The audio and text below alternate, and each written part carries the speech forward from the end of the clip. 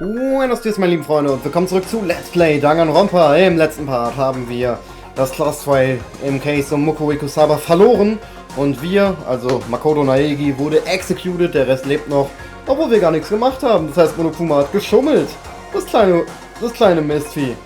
The Ultimate Despair. A group of people who caused this tragedy 1 year ago. Those same people put together this killing game and began broadcasting it around the world. The most desperately awful group of people ever. That is the mastermind's true identity. Our enemy has finally been revealed.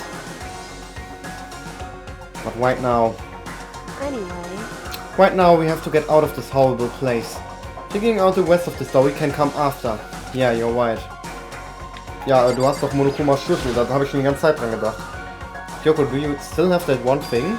Monokuma's secret tool that you got from the headmaster's room? Indeed. Of course I do.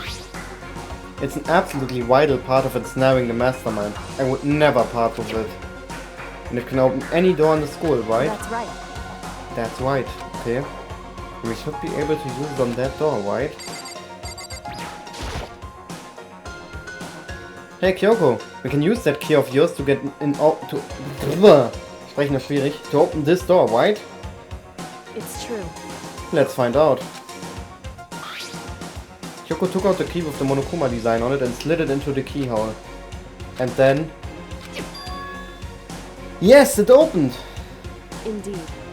And now we can get out of here. Let's go. Sounds good. We quickly opened the door and made our escape from the garbage pit.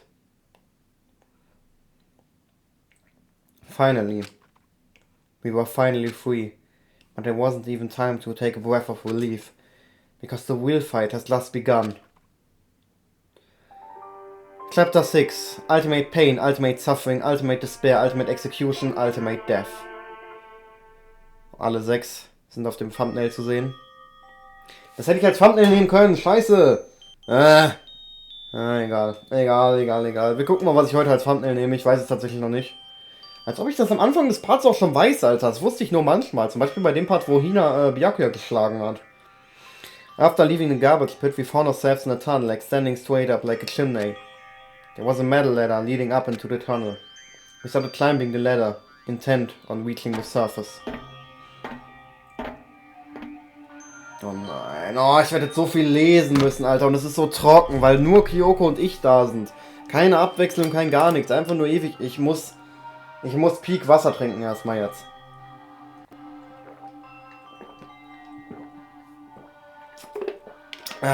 Ich glaube, man hat jetzt alles gehört, egal. Ich habe nämlich endlich mein Mikrofon gefixt. Mehr dazu in Mario RPG. Part kommt in, ja, irgendwann nächstes Jahr. The ladder was impossibly long. I couldn't even see where it ended. We climbed into darkness. The passage was so dark and cramped. I couldn't even see my own feet beneath me. I had no idea we were so far down. Ich würde niemals in dieser Situation nach unten gucken, Alter. Du hast doch so eine Angst dann. Hey. Don't lose your footing. If you slip, I won't be able to catch you. Yeah, I'll be careful. But now that you said that, I'm getting kind of nervous. Makoto! Maybe talking will help my mind off it. Ich habe keine Ahnung, was das war. Das war mein Magen irgendwie. So, Kyoko, there's something I wanted to ask you. You said you're the ultimate detective, right? So, how long have you been doing detective work? How long? So... Ever since I can remember. I came from a long line of detectives. Detective work is in my blood. There was a time when being a detective was considered a sacred duty. My family's always seen it that way. Then, is your family famous? Wrong. Quite the opposite, actually. Was? Wahrscheinlich so ein richtiger Untergrundladen, bei dem die arbeitet. Even among actual detectives, many people haven't heard of us. Wie bist du dann ein Ultimate, wenn so wenig Leute von dir gehört haben? Huh? But how come? It's like your family tradition, right? So... Because we take pride in it. Indeed. Right? A detective is neither light nor shadow. We represent neither justice nor evil. That is how we can uncover the absolute truth. We stand neutral in all things. And to do that, we have to stand separate from the rest of society. Ah, interessant, okay. Wenn ihr meinen Stuhl quietschen hört, dann heult nicht rum in den Kommentaren. Es nervt mich mehr als euch, glaubt mir. Ja, das Problem ist nicht mein Mikrofon, das Problem ist mein Stuhl.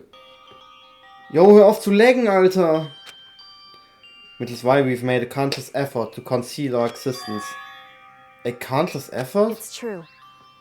It's kind of old-fashioned and I can't say it's entirely rational. But it's our family creed, and we do what we must to protect it. Because like I said, it's our source of pride. Pride. So that explains... Before I came here, when I was looking... because... Junge, lern reden, Junge! Before I came here, and was looking up info about this school online, I never saw anything about her. Jetzt weiß ich ja, warum ich gerade so einen Stroke hatte, Alter, weil das alles, weil da ein Tippfehler ist.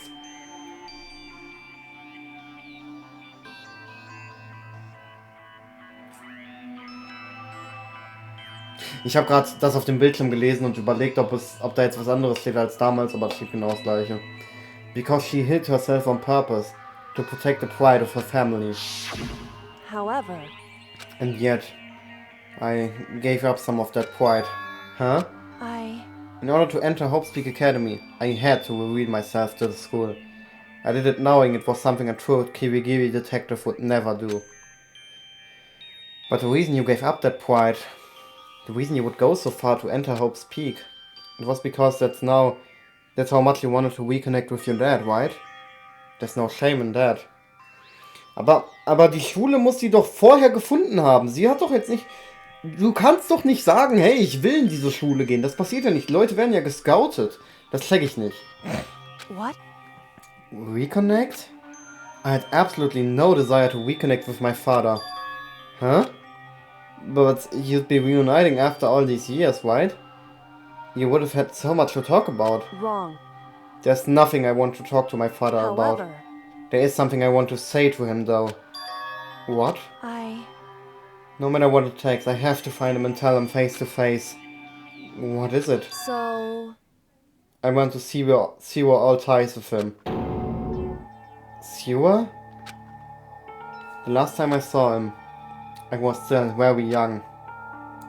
By the way, egal, komm, sag ich im Laufe des Parts. So I don't remember myself, but apparently he was extremely intelligent. He was in line to become the next head of the Kiwi family. He was talented. He had a promising future. However, But he had no interest in detective work. So he cut himself off from the family. Voll der Typ, Alter. Voll der Idiot, Junge. Not long after that, my mother died and he simply ran away. He went to my grandfather and they had a huge argument. As young as I was, he left me behind. I'm sure there was a reason for that. I'm sure your dad wanted to take you with him. If that's true, then I need to thank him. Thank him for leaving me. Because unlike him, I take pride in the work I do. I take pride in my family name. So every last part of me is happy he didn't take me with him. If I'd gone with him, I never would have had the chance to become a detective. I was above Kyoko on the ladder, so I wasn't able to see her expression. So I couldn't see how she looked when she said that. What she might have been feeling. All I could tell was that compared to her usual self, she was more talkative and more emotional. I don't blame him, you know. He had his own life to live.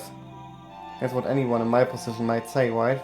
But it's not true. however, But there's one thing that I can never forgive.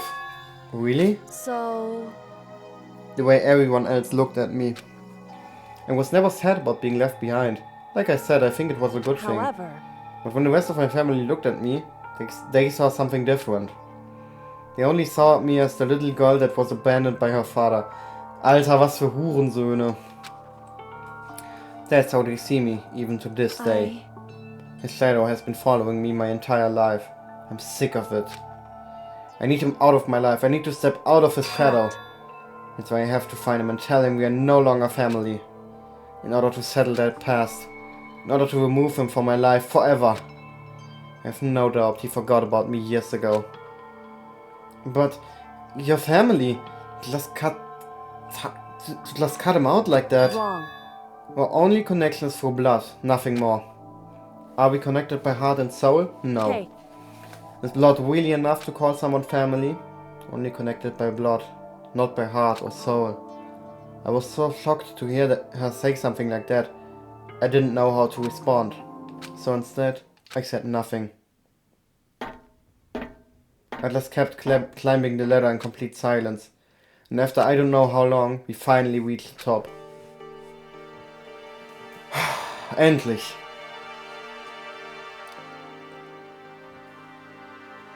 Looks like this is it. Indeed. On the other side of this door, Hope's Peak Academy is waiting for us. We're back. That's right. Remember the hatch on the ground near the trash room? I'm fairly certain that's where we'll come out. I unlocked it earlier, so it should open without much trouble. Oh, sie ist so schlau, Junge. Well, here goes nothing. I reached my hand up and pushed against the hatch. Alter, ich hätte so eine Angst, da runterzufallen. The hatch opened with ease, and so... Looks like we're back. But I can't believe how long that ladder was. I'm exhausted. I can't exactly say we're safe and sound, but at least we're out of there. Now we're back in Hope's Peak Academy. Ich bin so müde, Junge, es ist unfassbar. Also wir werden heute auch nicht das komplette Chapter machen. Das war ursprünglich mein Plan, aber... Ne, eigentlich wollte ich das Spiel nämlich heute durchkriegen. Aber wir werden das Ganze aufsplitten in einem weiteren Part, den ich erst nächstes Jahr bringen werde. Ich weiß, ich habe gesagt, ich will Chapter 6 eigentlich komplett machen, in einem durch. Also... dass ich keine Woche dazwischen habe, meine ich. Aber egal. Kyoko, thank you. I never would have gotten out of there without you. No thanks necessary. I was just returning the favor. So what's the next step once we get out of here? I should ask Kyoko. Stimmt, also Monokuma würde uns ja wahrscheinlich nochmal exekutieren wollen, oder? So now, what do we do? I'm glad I didn't die, of course, but if the mastermind finds out, and I'm worried about you too. You helped me. Hoppla. So they might... Listen. You're worried? Yeah, of course. So then, And let's get a concrete answer. Huh? in other words, Let's ask Monokuma if there's a problem with you escaping. Was? Bist du bescheuert? Wait, that's... however, If we try to hide, it's only a matter of time till we found out. Till we are found out. And it's not like we can run away. She said that she pointed at a nearby surveillance camera. So you're saying, rather than stressing out over getting caught, we should just give up now? Don't worry. What you think is going to happen isn't. Because the mastermind is the one that's ensnared. The mastermind is ensnared? You said something like that before. What does it mean? Wann hat sie das gesagt? Ja doch, vorhin, ja, stimmt. so, The mastermind stood exposed during the investigation of Mukuro's death. Into Mukuro's death. There was a moment where the mastermind let their guard down. There was? right. If we can talk to Monokuma, we can confirm it. And it'll be better for us if we go to him directly before he tracks us down. That should help with our negotiations. Ich muss nochmal mein Auge eincremen, Alter. Das ist seit gestern richtig schlimm, Alter. Das juckt auch wieder abnormal. Ja, am 18. habe ich einen Termin beim Augenarzt. Meine Mutter sagt zwar, dass der Augenarzt mir nicht helfen kann, aber egal. Übrigens, ich weiß nicht, ob ich im Part heute zu leise bin. Ich habe mich ein bisschen leiser gestellt, jetzt wo ich das mit meinem Mikrofon gefixt habe. Ich benutze auch wieder mein altes Mikrofon. Ich habe mich ein bisschen leiser gestellt. Ich habe aber keine Ahnung, ob ich zu leise bin jetzt. Ich habe eine Testaufnahme gemacht. Es müsste eigentlich passen, aber mit der anderen Einstellung finde ich mich ein bisschen zu penetrant laut. I'm still a little... No, super uneasy about it. Hilfe. I'm still really uneasy about this, but we don't really have a choice, do we? Monokuma should be in the gym. Let's get going.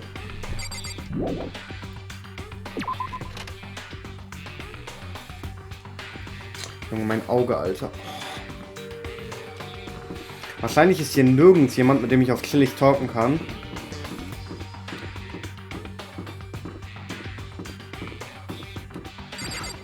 Von daher, let's get going. Ja, jetzt geht das Spiel richtig ab, Alter. Jetzt nach unserer Almost Execution.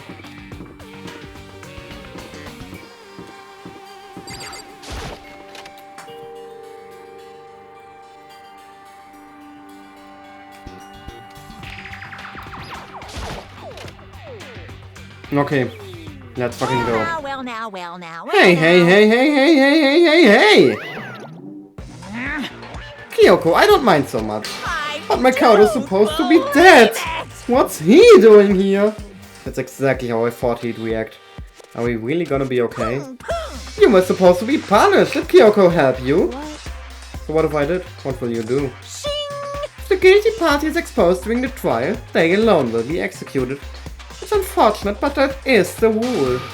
So now I gotta punish you again. And this time I won't leave anything to chance. Kyoko, do whatever you feel you have to. What?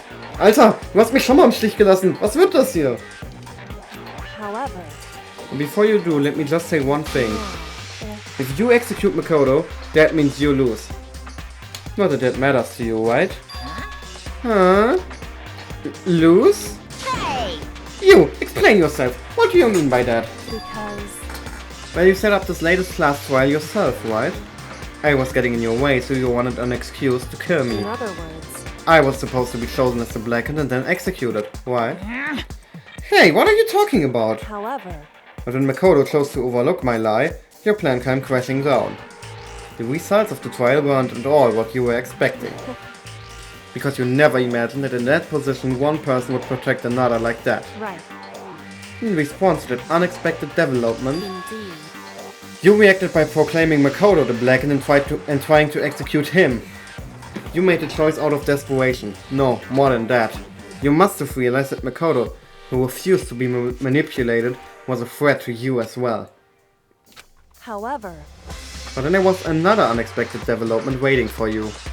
An entity that would throw a wrench, so to speak, in your precious execution machinery. Alter ego. You never imagined the possibility of a being that could come to our aid, even after you'd killed it. am I wrong? Now here's the absolute truth. Makoto didn't kill Mukuro. You did. Listen to me. So executing Makoto for it would surely be a violation of your rules, which I know you love so much. If the blackened is exposed, they alone will be executed. That's what you told us, right? And that means I lose? You talk a big game. You're saying the blackened is me and not Makoto? Well? And you can prove this, right? Well, No, I can't. Don't just say it like that. What is this, a comedy routine? To make such bold claims without a shred of evidence. that doesn't matter. I don't have any right now. With a little more time, I guarantee I'll find some. That's right. Because no matter how deeply you try to bury it, there's only ever one absolute truth. And now you're trying to talk like some kind of famous detective type? Because If Makoto really was the killer, he never would have come to you willingly like this. He would have feared for his life, feared another execution. He would have tried to run and hide. He would have been gripped by the despair you so love to inspire. however, But here we are, confronting you with nothing but hope in our hearts. What the heck? And that's supposed to be enough to convince me in the absence of evidence? It's not you I'm trying to convince. hey, If you were to execute Makoto now, everyone out there watching this would be extremely displeased. Huh? indeed. Imagine what everyone out there would think if you killed Makoto. They would assume that you killed him because what we said is exactly right. Listen to me. Despair can never kill hope.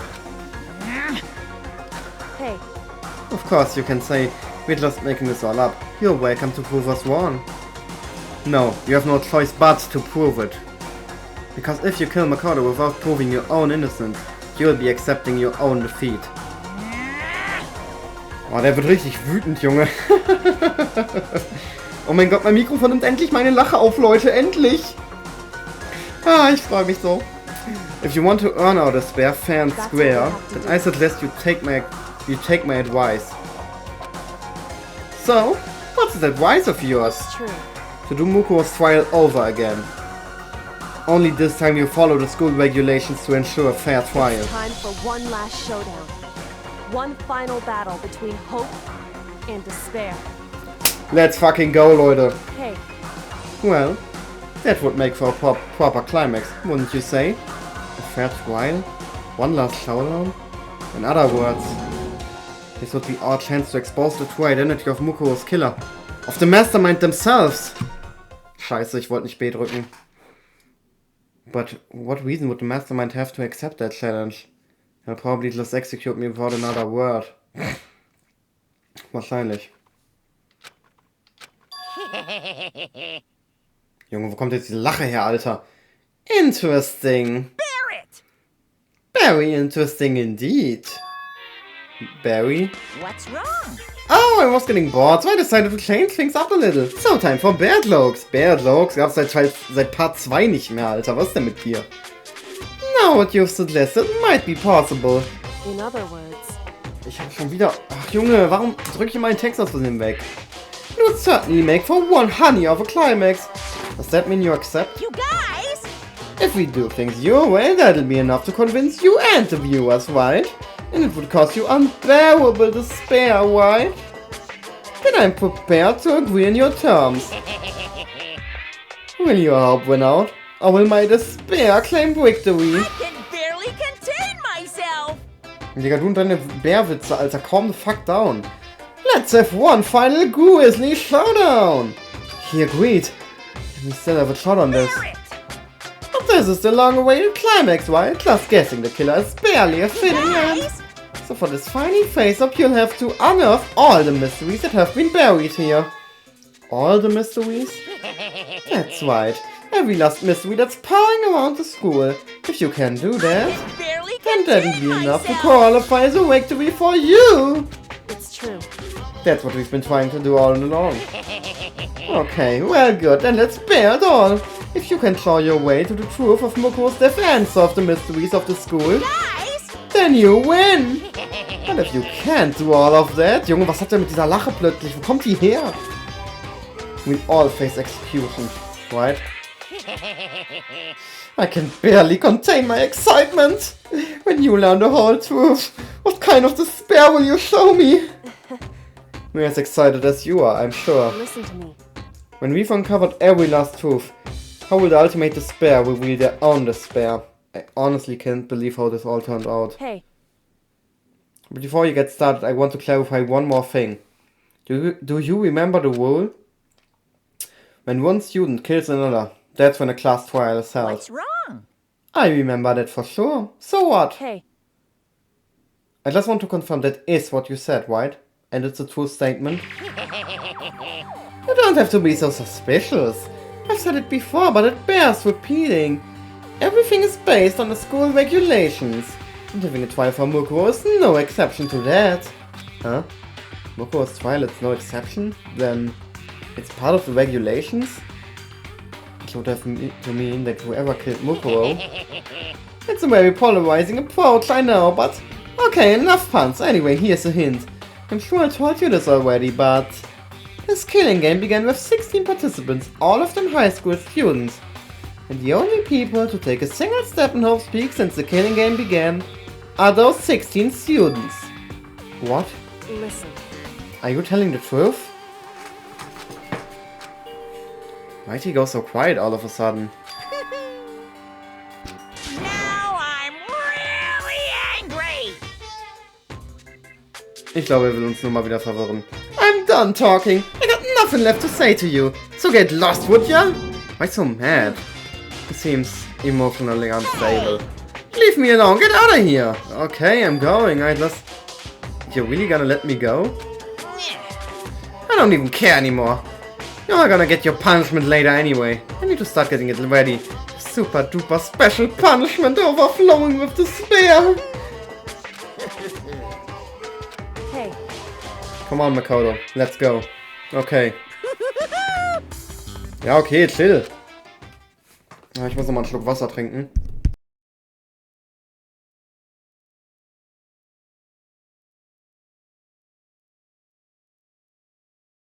Wie gesagt, ich nehme das gerade an Silvester auf, also wenn irgendwelche Knaller draußen zu hören sind, dann liegt das daran. Monokumas unstable laughter seemed to cling to us as we walked away. And just like that, we were out of the glim.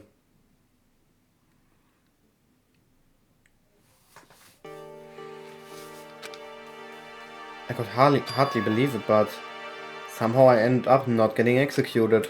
I still had my life and we still had a chance. Overall, things turned out way better than I expected. Once again, I wasn't Kyoko's depth. Kyoko, thank you. Everything I have right now is because of you. however, Don't thank me just yet. The real battle is still ahead of us. Yeah, true. whew, But still, I'm glad it worked out. I wasn't sure if the enemy would accept my proposal. But honestly, why would the mastermind agree to that? I mean, they don't stand to gain anything from the final showdown, do they? So, They had no choice but to accept, huh? because... It's all because at one moment that the mastermind let their guard down, like I said. So when was it that the mastermind let their guard down? So... I wasn't there to hear it myself, but do you remember what the mastermind said? They said they had hijacked the airwaves to broadcast our school life to the outside world, right? Yeah, they definitely said that. What did you think when you heard that? Pretty hard to believe, right? Well, I mean, the idea of actually taking over the airwaves seems so unbelievable. Indeed. We don't exactly read about something like that happening very often, so it's hard to imagine. In other words, that kind of thing is extremely difficult to pull off. However, And yet somehow, the mastermind was able to do it. in other words, Think of it another way. There must have been some reason they had to do something that difficult. A reason? so... They had to show the world something, no matter the cost. Us killing each other. They wanted to show the world? It would seem... The mastermind has been very adamant about not killing us directly, but forcing us to kill each other. And all their rules and regulations were designed to encourage that. Was? Ja gut, ne? Aber Hauptsache Junko damals abstechen. Oder Mondo fast in die Luft sprengen. Ne? Yeah, that makes sense. If those stupid regulations didn't exist, nobody would have killed anybody. In other words, So the mastermind's ultimate goal was to make us kill each other and show that off to the world. But why? correct. To prove a point, most likely. Prove a point? Hey, The outside world has a name for the students of Hope's Peak, right? A certain concept. You're talking about hope, right? that's right. And for those of us who represent hope, to kill each other and sink into despair. The mastermind wants the world to see that. To try and prove that despair is better than hope. That's their goal, it's the ultimate despair. What? They want to prove that despair is better than hope? But that's ridiculous! It's true. You're right, it is ridiculous, completely irrational. The kind of thing that nobody but those who call themselves the ultimate despair would devise. That group whose only purpose and motivation comes from despair. But is that really their own reason for making the rest of us suffer? Makoto. I know how angry it must make you, and yet that same motivation is what led to the mastermind revealing their weakness. What? In other words, Because their goal is to broadcast this killing game to the world. The mastermind has had to be more particular than is reasonable about their own regulations. If the mastermind simply ignored their rules, this wouldn't have been a game, but a one-side slaughter. at the very least, At least that's how those who are watching this would have seen it. And that's why the mastermind couldn't kill any of us themselves. indeed.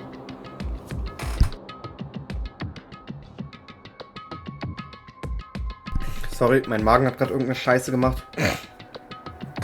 Ich fühle mich auch irgendwie richtig komisch gerade. That is precisely the reason. No matter how much they may hate what I'm doing, I haven't violated a single one of their regulations. Klunko broke the rules, so she was punished. But in my case, they couldn't lay a finger on me.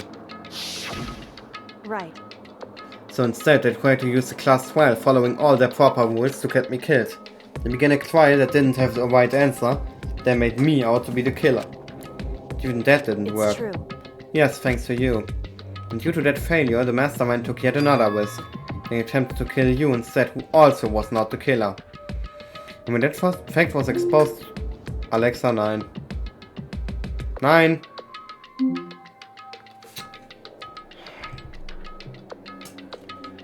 And when that fact was exposed on live TV to the entire outside world, the masterminds had to accept your suggestion. To prove to the world that despair is better than hope, they have to defeat us in perfect In form. other words, It would only do the mastermind harm to have it shown that they violated their own regulations. Warte, was?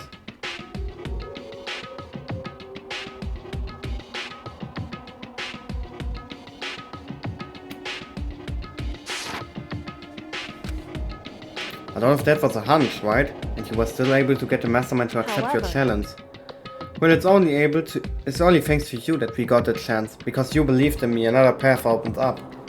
Still, I can't believe how much of the mastermind's thoughts and plans you were able to figure out. I didn't have the slightest Wrong. clue.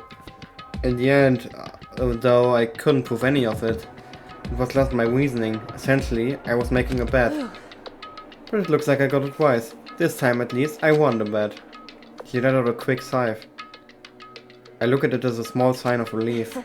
To be honest, I haven't been that nervous in a long time. I totally couldn't tell you were nervous at all. You seemed totally confident from the moment we decided to go talk to him. Well, presenting a strong demeanor is a fundamental part of negotiation and persuasion, wouldn't you say? Plus, if I'd shown my uneasiness, that would have just made you that much more uneasy. Yeah, you're probably right. How pathetic. However... Anyway, we can't relax just yet. All we've done is earn another chance to fight. We have to win this time. Correct. Or everything we've gone through will have been for nothing. You're right. If you can't defeat the mastermind, it'll cost us our lives. There's no option except to win. Hey. But before we begin the final battle, we have to tell the others what's going on. True, but now we know who our real enemy is. All we have to do now is work together with everyone to destroy the mastermind. Work together with everyone. However... Is that really possible? Huh? Anyway... Right now we have to go find the others. Shall we go? They're probably in the dorm somewhere. Shall we go? Ich habe mich aktuell übrigens auf minus 1,5 Dezibel gestellt, weil ich ein bisschen laut bin. Ich muss gucken, ob ich das so lasse oder ob ich mich tatsächlich doch nochmal lauter stelle. Kommt darauf an, wie ich im Verhältnis zum Spiel bin, aber das Spiel sollte mich nicht komplett übertönen. Anita, du bist dran, mir zu sagen, ob der Ton passt. Dann werden wir am Ende des Let's Plays endlich Peak-Ton haben. Junge, ey, dieses Let's Play ist quasi die Geschichte von Peak-Ton, Alter. So, die chillen alle in der Dining Hall.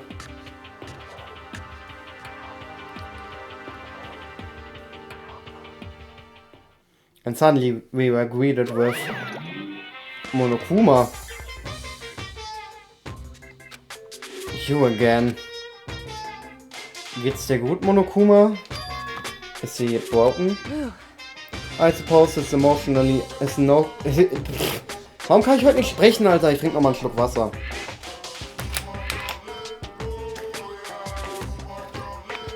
I suppose his emotional instability reached its limit. Jeez, what the heck? However... I wonder what that was all about. I couldn't help but let out a sigh of relief. Is that Makoto? Yes, unsere Freunde! Guck mal, wie sie sich alle freuen, uns zu sehen, Alter. Obwohl, Toko ist die Einzige, die lächelt. Die anderen so, boah, ich bin voll schockiert, Alter, boah. Und Byakuya so, oh nee, der Typ schon wieder voll, der Typ, Alter. Und Hivo so, it's not like some occult mystery, right? Oh nein, der sagt gleich bestimmt sowas wie, du bist aber kein Geist, oder? You guys! It is! There's no two ways about it. That's Makoto. Nehme ich das als Thumbnail? Ich glaube, ich nehme es als Thumbnail. Einen Moment. Ich muss mal eben meinen Screenshot machen. So. You survived? Jeez, you're like a stubborn little cockroach, you know that? Ach, typisch Byakuya. I'm just asking to make sure, but you're not a ghost, right? Hivo, bitte sei ruhig. Everyone was there. All my friends who had struggled together and survived. As soon as I saw their faces, I couldn't help myself. I started to tear up. What? Wait, what's that smell? What the heck? Yeah, man, that seriously stinks. It's Makoto. He smells like a wet dog. Get away! Shoo! Shoo! Toko, du hast noch nie in deinem Leben geduscht, als du in dieser Schule warst. Du hast es selbst gesagt, Alter. I haven't used the bathroom yet. I haven't used the shower yet. Und dann hat Hifumi irgendwas Verwirrtes gesagt und dann meinte sie, du riechst wie ein alter Esel. Und dann hat er sich gefragt, soll ich das jetzt als Kompliment nehmen oder als Beleidigung? Und Leon so, das war natürlich eine Beleidigung, hä? Voll der Typ, Alter. Ach ja, das erste Class-File, das waren noch Zeiten. Anyway. And in a flash, my tears dried up. Geil. Ah, Mann, ich muss auch heute Peak duschen, Alter. Ich war seit Tagen nicht mehr, ey. Und mein Auge ist so am Jucken, Alter. Hör doch auf zu jucken, Junge. Es macht mich so sauer. Wir reden erst mal wieder mit allen. You stink. Are you rotten? Rotten physically, mentally, everywhere you can be rotten. Sorry, I was rolling around in garbage for a while. This smell is so smelly. Super smelly. You smell even worse than me. Way worse than me. I win. She seems happy for some reason. Wahrscheinlich hat Byaku ja irgendwann gesagt, du stinkst am meisten von allen hier.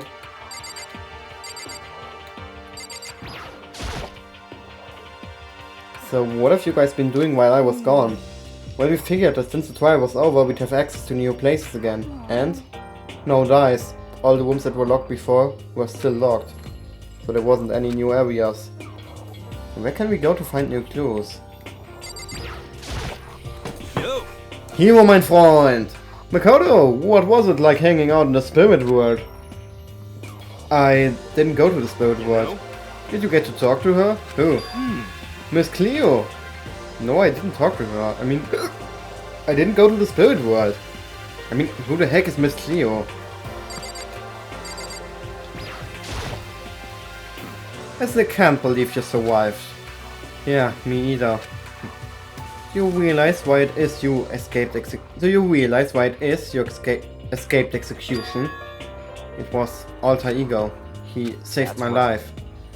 Not too many people can say that they had their life saved by a computer program.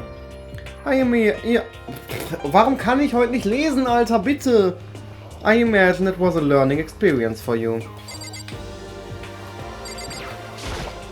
Makoto. There's no time to indulge in an extended happy reunion.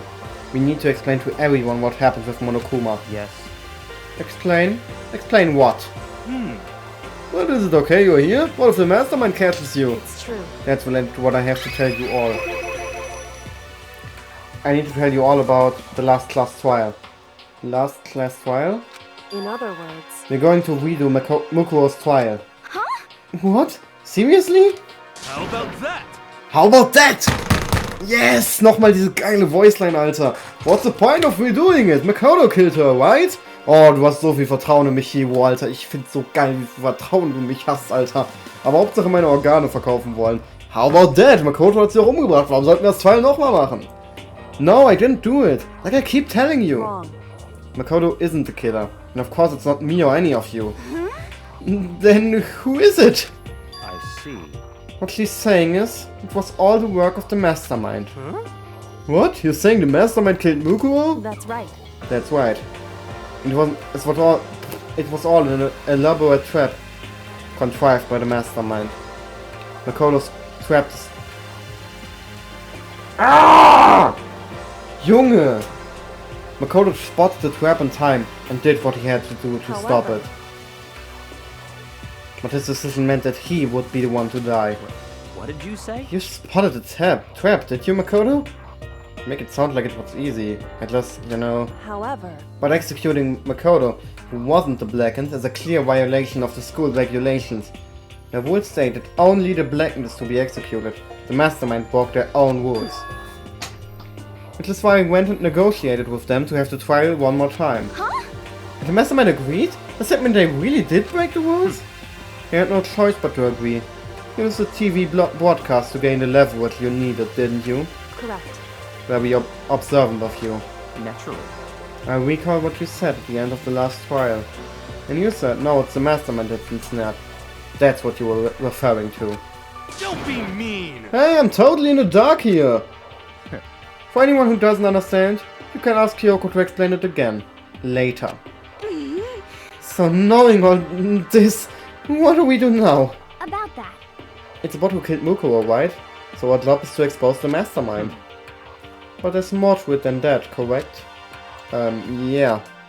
For us to win this time, we have to solve every last mystery surrounding the school. Every last mystery? But we've been looking around all this time and we still don't know anything, right? Anyway, You've probably guessed already, but if we lose this time, everyone dies. Oh no! Everyone? I hate you. Hey, who said you could agree to those terms about talking to the rest of us? I'm fine with things the way they are. I'm finally living here forever with Master! I, meanwhile, want to get out of here as soon as humanly possible. Anyway, At this point, the only way for us to survive is to unravel the truth. In other words, one decides a final battle. What an interesting development, I'd say. But Figuring out who the mastermind is and how they killed Mukuro and all the school's mysteries. It's a pretty tall fertile order. Maybe, but this time the trial is different. We know who our enemy is now. So if we work together and search as hard as we can, I'm sure we'll solve all these mysteries. I'm not so sure about that. Huh? I can't agree with the idea of working together with everyone. Komm, wir reden nochmal mit allen, Alter, komm. So you didn't get to talk to her, huh? Serious. Sounds like you lack discipline. I lack discipline? What the fuck?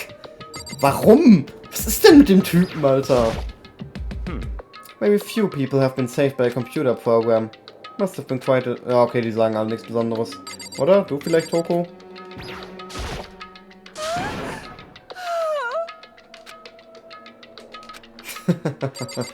Ach, Toko hat so einen Schaden, Alter. anyway, You can't agree? Why not? I mean, working together with everyone seems like the most obvious way to solve all the mysteries. indeed. That's what I thought too, at first. Until Monokuma gave us that little hint of his... Hint? It's a very polarizing approach, I know, but... Okay, enough puns. Anyway, here's a hint. I'm sure I told you this already, but... This killing game began with 16 participants, all of them high school students. And the only people to take a single step in Hop's Peak since the killing game began are those 16 students. I see. Monokuma said that, didn't he? And Kyoko's opinion is perfectly reasonable.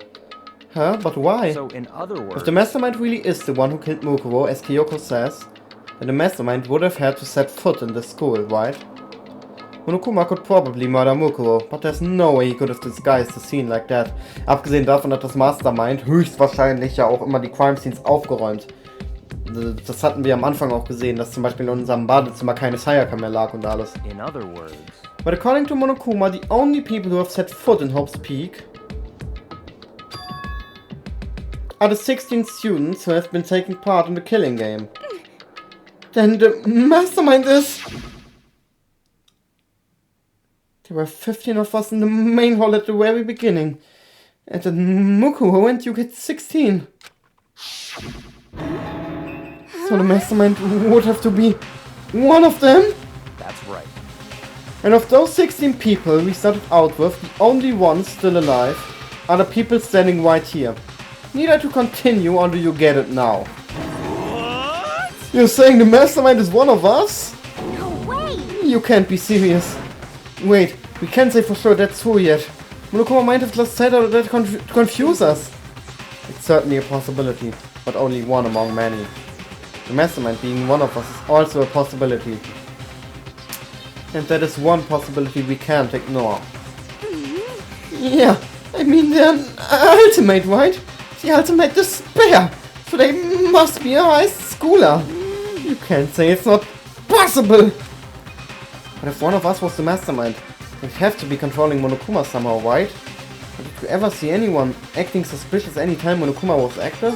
Well, Maybe they snuck off and controlled him in secret. but I don't care how sneaky you are. You would have noticed someone sneaking off that many times. I'm right, right? I'm right, right? Wie wär's mit How About That, Alter? Gib mir doch, was ich will. Then maybe Monokuma was an autopilot. Maybe they loaded up all the dialogue and actions beforehand. Alter, das war so ein richtiger How About That Dialog, Alter. In that case, there's no way he could have had all those back and forth conversations with us. Well, it wouldn't be entirely impossible if they directed the flow of the conversation. Well, maybe, but still. So Leute, jetzt geht das Class 2 los. Ihr habt keine Zeit für mich zu investigaten. Legt einfach sofort los.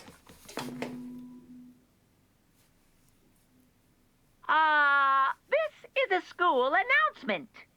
You've all probably figured this out by now, but at this point, the killing game has now entered true ending mode.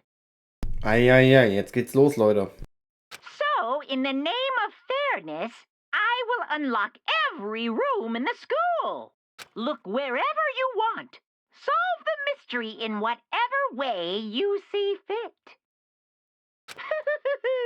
Then we can all meet up at the class trial, okay?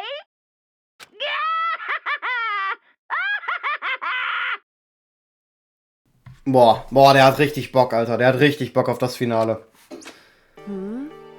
How very magnanimous of him to unlock all the rooms. That's fine. The time for talk is done. Now we need to begin our investigation. But I was planning on working alone from the beginning anyway. In the name of my family. At this point, I can rely only on myself, on the Togami blood flowing through my veins. I have no time to worry about the rest of you. Each of you must uphold your responsibility. Well then. Typischer Byakuya-Move. Ich weiß noch, wie Byakuya am Anfang, im Prolog, als Monokuma seine Announcement gemacht hat, heute auch einfach weggegangen ist, so. Der ist einfach weggegangen. Jo, alle so, oh mein Gott, wir sind so geschockt und er so, well then, if you excuse me. Und ich schwöre dir, Celine und ich, wir haben uns so totgelacht damals. Master! He didn't take me with him. Hey. Do you blame him? I thought, Master, the rest of you are like coffee with cream without the cream. Or coffee. You're totally useless. So, bye. Du bist viel nutzloser. That Toko trudged out of the dining hall. And now she's gone. And you're gonna go off by yourself, right, Kyoko? Indeed. That's right. It just leaves Makoto, Hina and me. You know? In that case, I'm gonna go by myself too. In that case? Was soll das heißen? Mit wem von den anderen dreien hättest du denn gern zusammengearbeitet? Vielleicht mit Byakuya? Hätte der Bock auf dich gehabt? Ich glaube nicht, dass der Bock auf dich hätte. Ich erinnere dich ganz kurz an das letzte Class-File. There's a limit of how much ridiculousness I can tolerate. Hero, ich glaube, der hätte keinen Bock auf dich. Hat Toko Bock auf dich? Ihr beeft euch dauerhaft. Ich will es nur mal ganz kurz gesagt haben. Und Kyoko? Ich glaube, Kyoko juckt sich nicht wirklich für dich, Hiro. Weil du so ein unnötiger Typ bist. Du bist lustig, ne? Ich persönlich, ich finde dich lustig. Aber das war's auch einfach.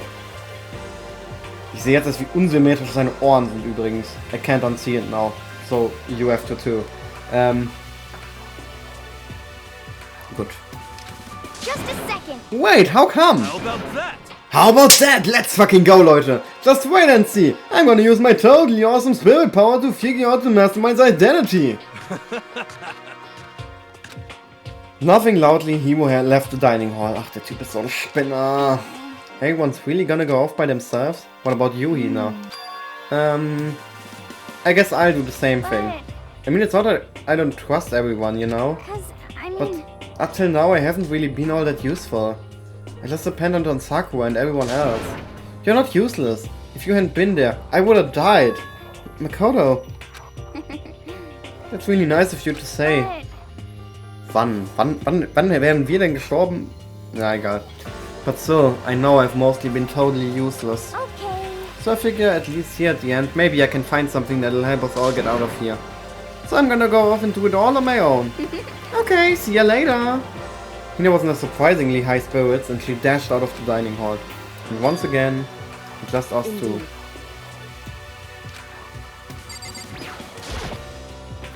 So you're gonna go off on your own too, right, Kyoko?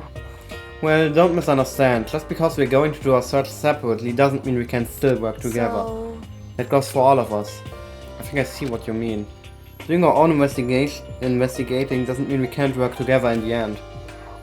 I should just see it as splitting up to cover more ground. And then we can get back together and share what we found. Yeah, that's right. so then, Well, I'd better get going. I have an endless list of things I need Correct. to check. Monokuma said all the doors in the school had been unlocked, right? So we should be able to investigate every nook and cranny in the school. We can visit all the places we couldn't go before. Makoto. No matter what it takes, we have to uncover the truth.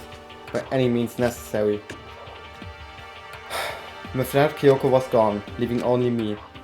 I don't have time to waste either. I have to begin my search. I still can't believe the mastermind might be one of us. So that's what I have to prove. I'll prove that the mastermind isn't one of us. I'll expose the mastermind's true identity and solve the mystery of this school. And then we can all escape together. I guess I'll start by taking another look at Mukuro's Monokuma file. Due to the explosion, the victim's identity is unknown. They were, however, dead before the blast. The victim had been stabbed a single time with a knife which went completely through the body. He had also been struck in the head with an object about as thick as a metal pipe. The body was covered with other wounds, but these were at least several days old. Once we find out who killed Mukuro Ikusaba, then we'll know who the mastermind is. So where should I start my investigation to figure out who killed her? I guess I should start with the rooms that were locked up till now. Pfeifett, Junge, darauf wäre ich auch gekommen. The headmaster's room, the biolab, and the door in the data center with Monokuma's face on it. Oh, and the second floor of the dorms where the gate was down before. That should be open now, right? After that, I have to double check the areas that are connected to the murder. Which means the garden and the dojo. Oh nein, wir müssen wieder in den Garten. Ugh. Okay, time to get started. Oh Junge, das ist ja richtig viel, Junge. Aber gut. Packen wir's an.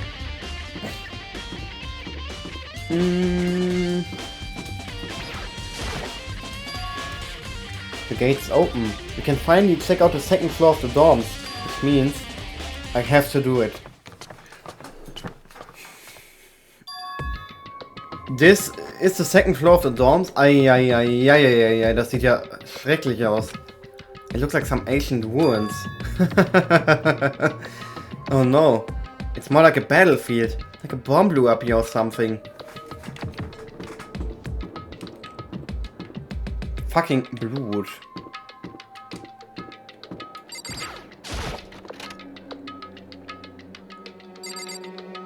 Ai. Hier ist ja wirklich alles kaputt. Ja, hier ist wahrscheinlich auch nichts Besonderes. Ja, lass mal liefen.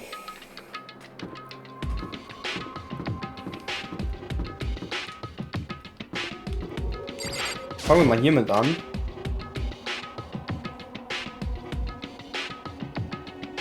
Warum sind da metal plates? This room was filled with lockers. It must have been for the Hope's Peak students who came before us. The class before us must have used these lockers.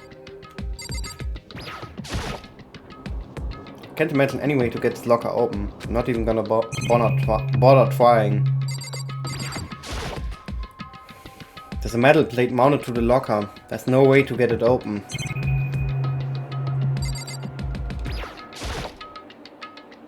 I wonder if I can open this locker. Nope, locked. There's a card reader installed on the door.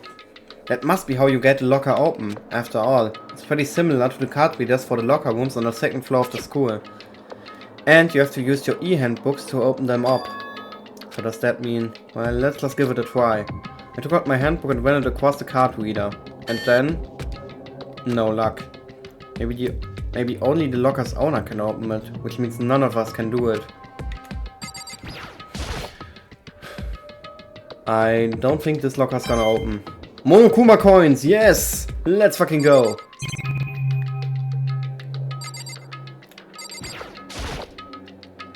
I wonder if I can open this locker. Nope, locked.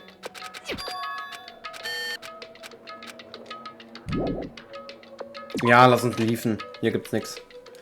Hier ist auch schon wieder Blut. Geil. Oh, ein schönes Blau. Eieiei, das sieht so creepy aus irgendwie. I don't know. Gerade weil das Spiel ja ohnehin überall einfach dieses Schwarz hinpackt.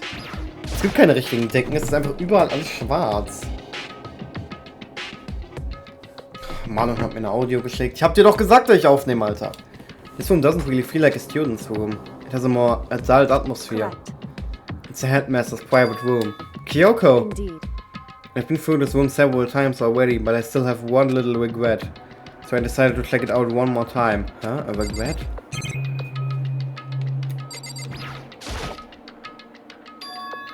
Huh? There's a strange gap in the wall. Das sieht mir aus wie eine secret Tür. Is it some kind of design mistake or construction defect or something? So... There's a gap here, but not just any normal gap. I can feel a breeze coming out. A breeze? There's likely an open space on the other side of this wall. Open space? Does that mean... You mean like a hidden room? I think I might know how to open it. You know how to open it? Did you figure out some kind of trick or something? Indeed. A very easy trick, yes. So easy, I'm not sure you can even call it a trick. I saw a program on that PC that I think controls it. Enter the right password and the door should open wide up. However, But we don't have a clue what that password might be. All we know is it's probably made up of letters and or numbers. We can't really go from there. You're right, that's not nearly enough to It's go true. on.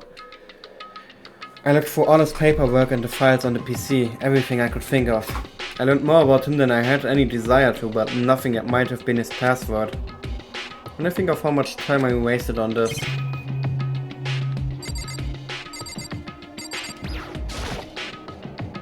A leather chair. I can imagine a student losing in something like this. Must have been the headmaster's.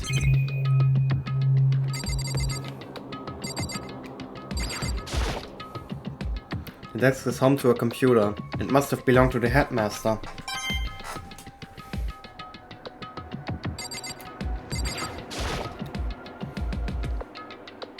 There's a PC on the desk. It must have belonged to the headmaster. it would seem... Whoever used this last, it looks like they were very interested in the ultimate despair. The PC still has some search results left on it. We might be able to get some info on the ultimate despair. However, It's not much though, nothing we don't already in know. other words, The ultimate despair isn't one individual, but instead points to some kind of group. That group is responsible for the tragedy which happened 1 year ago. They're the worst sorts of people whose driving force comes from despair. however, And that's all there is. Not much to it, is there? whew, But I guess that's the best he could do as a complete Kirigiri failure. But any information about the mastermind is helpful, right? I appreciate whatever info we can get our hands on. correct. I see. That's a good outlook to have. Boah, voll die bösen Typen, Alter. Jeez. So that's a hidden room she couldn't get into. That's what she meant by regret. I think we can assume that there must be some kind of clue waiting in there. But maybe for her, there's more to it than that. Anyway, we want to get in there. We need to figure out the password. And if Kyoko can figure it out, no way do I stand a chance. No wait, there might be a chance. The password could be something Kyoko wouldn't have thought of. Or something she didn't want to think of, for example. What about your name? Huh? Oh sorry, I was just trying to think of what the password might be. I'm sure she isn't right. I mean, it's totally understandable. After the way she talked about her dad, the idea that he would use her name as his password. Knowing how she is, I bet the idea never even occurred to her. Wisst ihr, was mich mega abfuckt? Diese Programme, die so sagen so, ja, das Passwort muss so und so viele Zeichen haben. Ich merke richtig, wie müde ich bin, auf wie wenig ich reden kann, Alter. Das Passwort muss so und so viele Zeichen haben und so und so viele Großbuchstaben und Sonderzeichen. Junge, lass mich doch einfach das Passwort nehmen, das ich nehmen will. Also bei der Bank verstehe ich es ja, aber bei so einem Scheiß wie Instagram zum Beispiel. Ich dachte mal, ich wurde gehackt auf Instagram, musste deshalb mein Passwort ein paar Mal anpassen. Und ich weiß mein Passwort nicht mehr und ich kann mein altes Passwort nicht mehr nehmen. Es macht mich so wütend. Do you mind if I try it, just to be sure? Well, It's not like you need my permission. If you want to try it. Do whatever you want. Okay.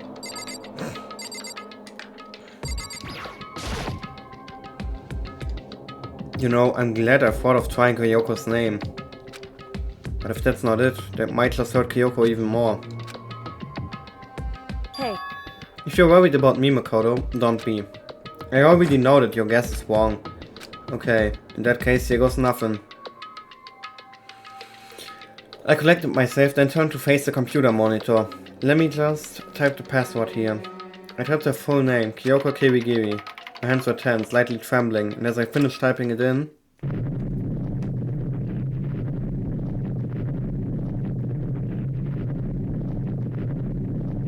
Ist der Sound unendlich? Yo, ich dachte, der Sound hört irgendwann auf. Yo, Peak Sound einfach. Es war richtig. Yes! What? That did it? Kyoko, it worked! why? Kyoko? Without looking at me, she disappeared into the hidden room. She looked grim. Kyoko. Vamos, amigos! Wir können in den Hidden Room! Ach du Scheiße. Hey, Kyoko. I may as well not even have been in the room. I guess I was fixed in only one thing. A present? Wrapped and covered with such joy. That's what made it so unusual.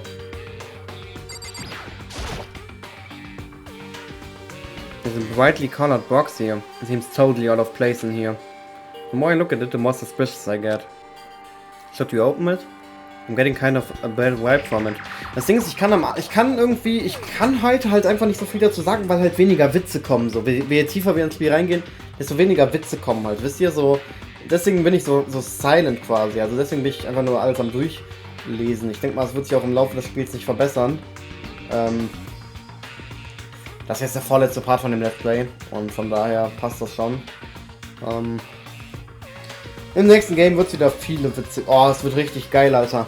Da freue ich mich immer drauf, wenn ich ein Spiel beende und im nächsten Spiel so denke, so, boah, dann bin ich endlich wieder mit so richtig vielen und nicht nur mit so den gleichen 5. Should we open it? I'm getting kind of a bad vibe from it. But I mean, we can't not open it. Okay. Makoto. Be careful, Makoto. Why? You think it's dangerous? No, not dangerous, but surprising probably. Huh? It would seem... If it is what I think it is, at the very least, it's not something you'll be happy to see. Wait, so you know what's in there? Anyway... Just don't scream or anything, okay? Boah Leute, mein Ohr ist so am Jucken, Alter.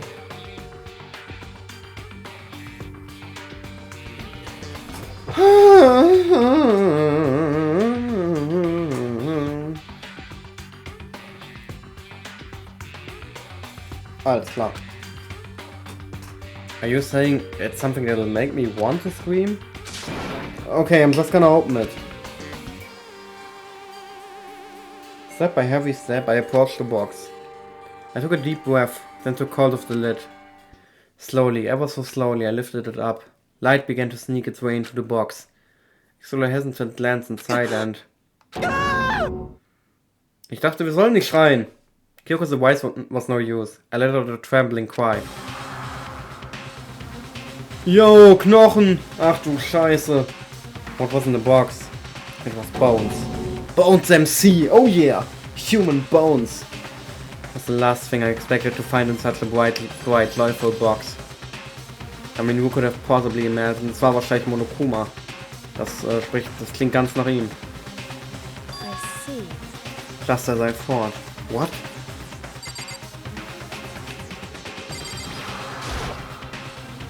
Just as you thought? How could you have known that?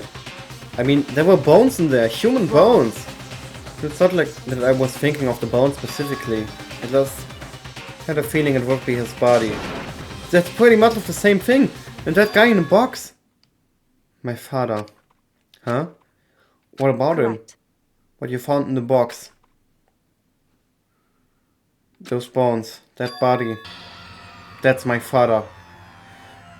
Meisterdetektivin Kyoko hat endlich ihren Vater gefunden, Leute. Das ist jetzt das Happy Ending. Damit ihr den Witz versteht, schaltet ein bei Meisterdetektiv Pikachu! Or at least, what's left of him. Are you serious? This is Kyoko's dad? Same man she's been searching for? Ja, ich meine, sie hat ihn ja gefunden. Hold on, how can you know that for sure? How do you know that's him? So... Given all the information we have already, that's the only possible answer.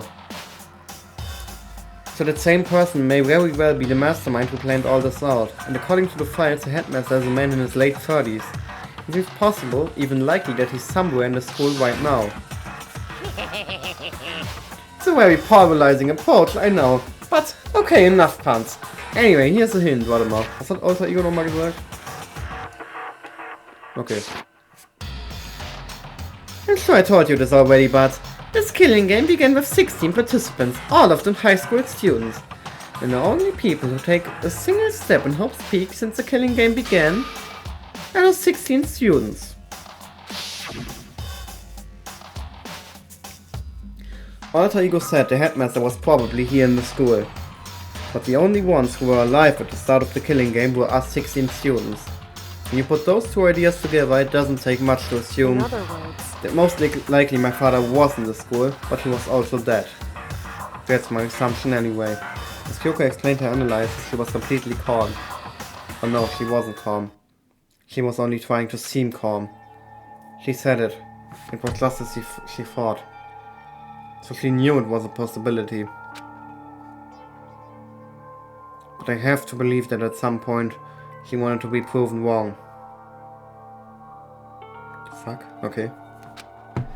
Which is why she never looked in the box herself, even though she had plenty of chances.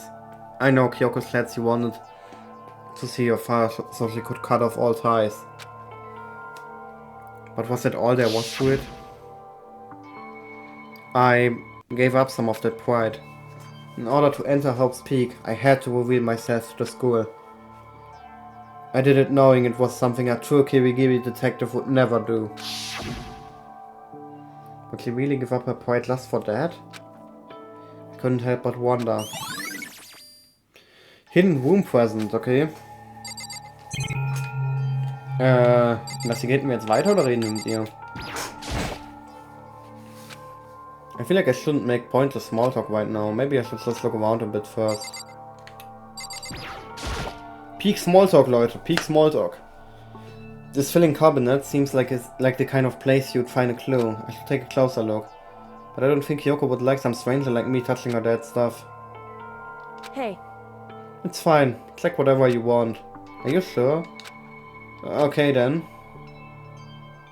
I went through each drawer one by one, starting from the top. What I found were piles and piles of unrelated documents. He was pretty dedicated to this job, huh? Well?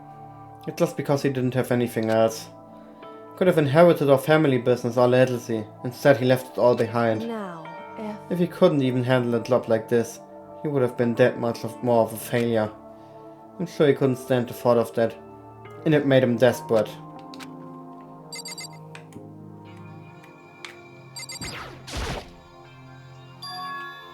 Hä? Das Picture. Oh mein Gott, das ist Kyoko. Und ihr Vater. Oh mein Gott, wie süß. Oh mein Gott, guck mal, da konnte Kyoko noch lachen. Holy shit. It's all faded. It must be pretty old. Wait, is this a picture of... Hey, Kyoko. Guck mal, wie schockiert sie ist. why would you? Well, this is annoying.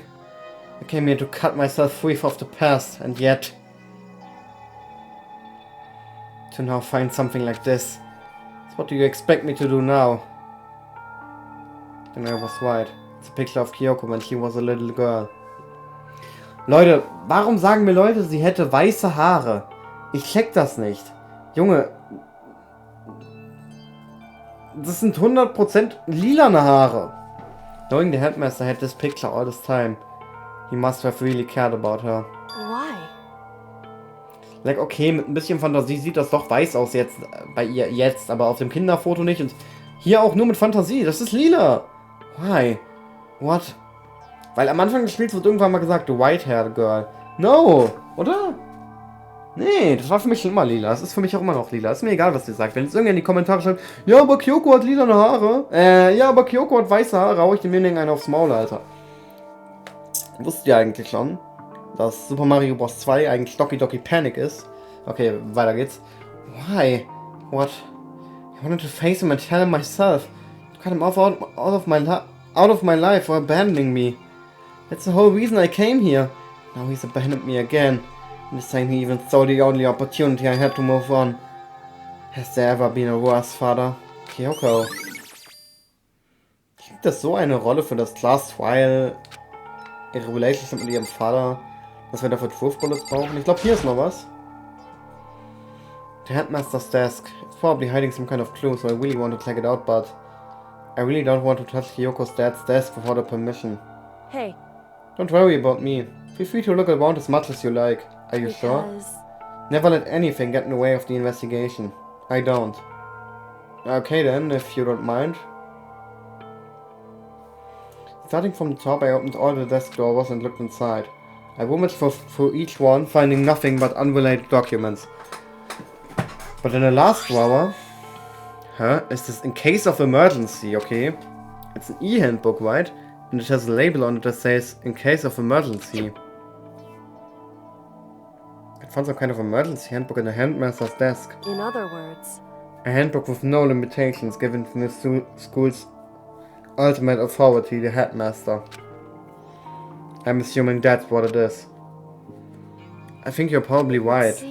It might prove useful as we continue our investigation. Why don't you hold on to it? Junge, ich will meine scheiß Augenklappe aufsetzen und die Scheiße rutscht immer in mein Auge, Alter. Was soll die Scheiße, Alter? Mach mich nicht wütend, Alter. Huh? But Kyoko, I don't need it. If you want it, go ahead and leave it here. If you don't want it, go ahead and leave it here. Then I guess I'll take it. Is it really okay? Listen, Makoto, huh? Can I ask you a favor? A favor? What is it? I know it's completely unreasonable to ask you this, and I know it'll only inconvenience you that much more, but... Could you leave? Alter, so unfreundlich! Correct. Just for a little while. I'd just like to be alone for a bit. Kyoko, don't worry, I'm fine. I just need to calm down a little. Just a second. I need to get my emotions in order. You know, Kyoko, you told me before about the relationship you had with your dad. How you're only connected by blood, not by heart and soul. But maybe the picture motivated him. Maybe he hoped to see me again somehow. Is that what you're going to say? If so, it's just a theory. And this isn't an issue that can be settled with theories. That picture doesn't change the fact of what happened, what I went through. That problem can't be solved so easily.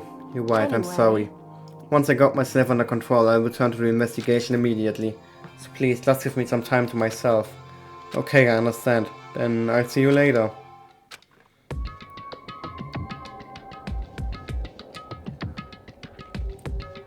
Der Raum hat jetzt auch ewig gebraucht, um sich aufzubauen, Alter.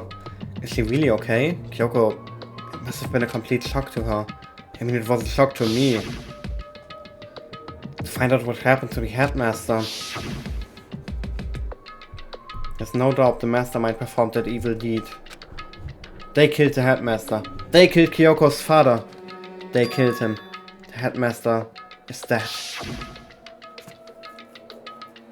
The one leading the Hope's Peak staff, the one who finalized the plan to isolate you, was the Hope's Peak headmaster. So that same person may very well be the mastermind who planned all this out. And according to the files, the headmaster is a man in his late 30s. It seems possible, even likely, that he's somewhere in the school right now. Das stimmt ja nicht. Alter Ego hat einfach gelogen. We were wrong about that. The headmaster wasn't the mastermind. Which means the mastermind's true identity is...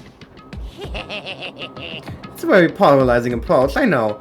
But, okay, enough puns. Anyway, here's a hint. Alter, wie oft willst du das noch wiederholen? I'm sure I told you this already, but... This killing game began with 16 participants, all of them high school students. And the only people to take a single step in Hope's Peak since the killing game began are those 16 students. Was steht da überhaupt in diesem Schrank? Wartet mal. Ich gehe mal näher ran mit meinem Kopf. Das ist definitiv Peak-Alkohol, den er da stehen hat, Alter. Das ist Peak-Alkohol. Junge, ey, der Typ säuft einfach während der Arbeit, Alter. Wahrscheinlich, weil er nicht darüber hinwegkam, dass seine Tochter weg ist. Sorry, ich musste mich kurz strecken.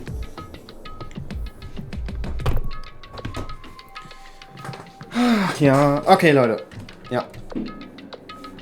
15 of us met in the main hall. Add Muko to the mix and you get 16. And including me, only 6 of us are alive. Everyone else is dead. Ja.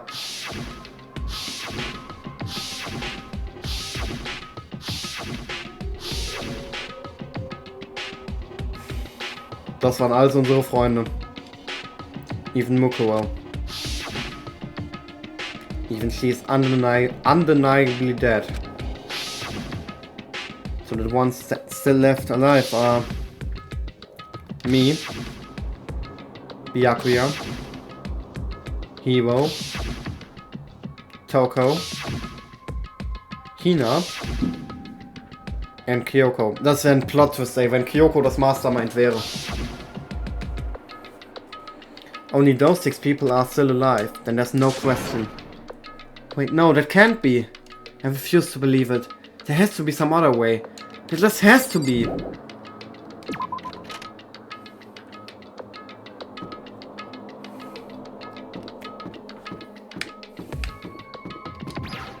Ja, ich bin gespannt, wer das Mastermind ist.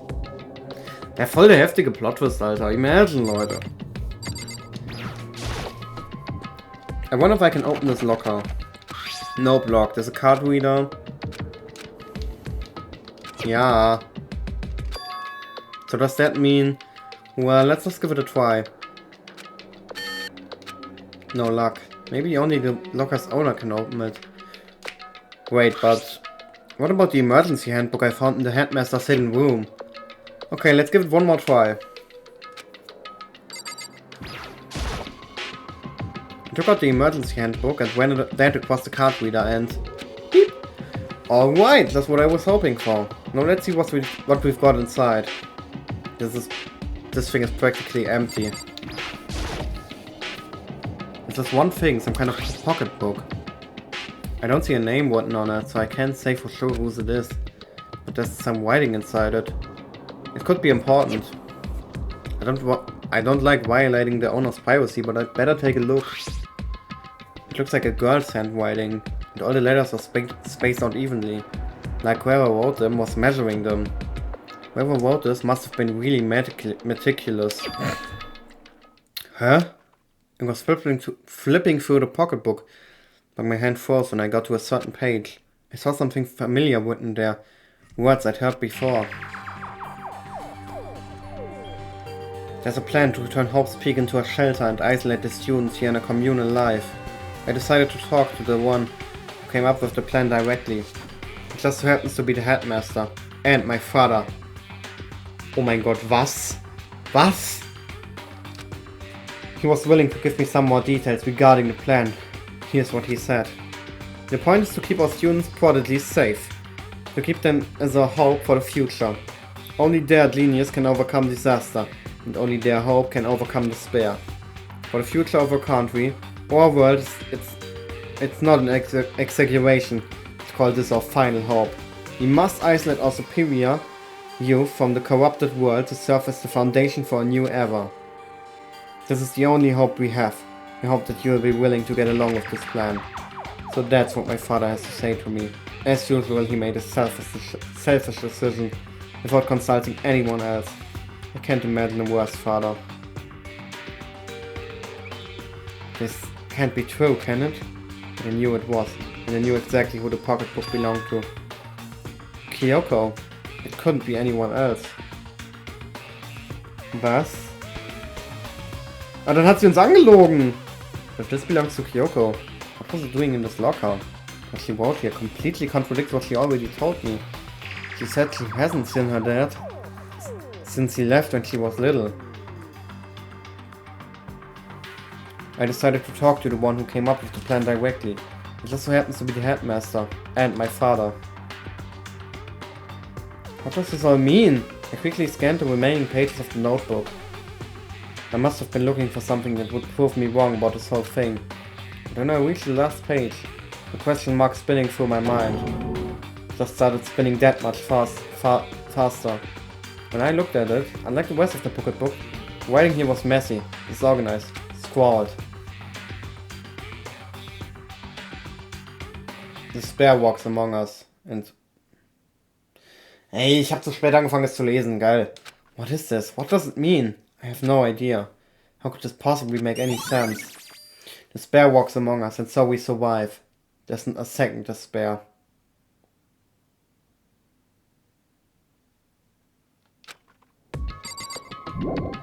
Okay, interessant.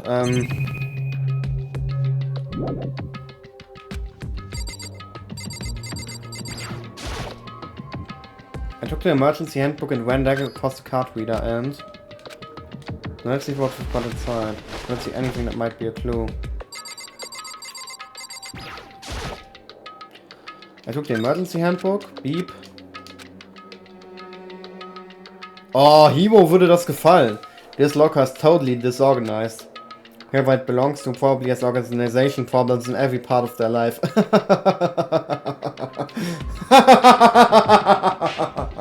Geil.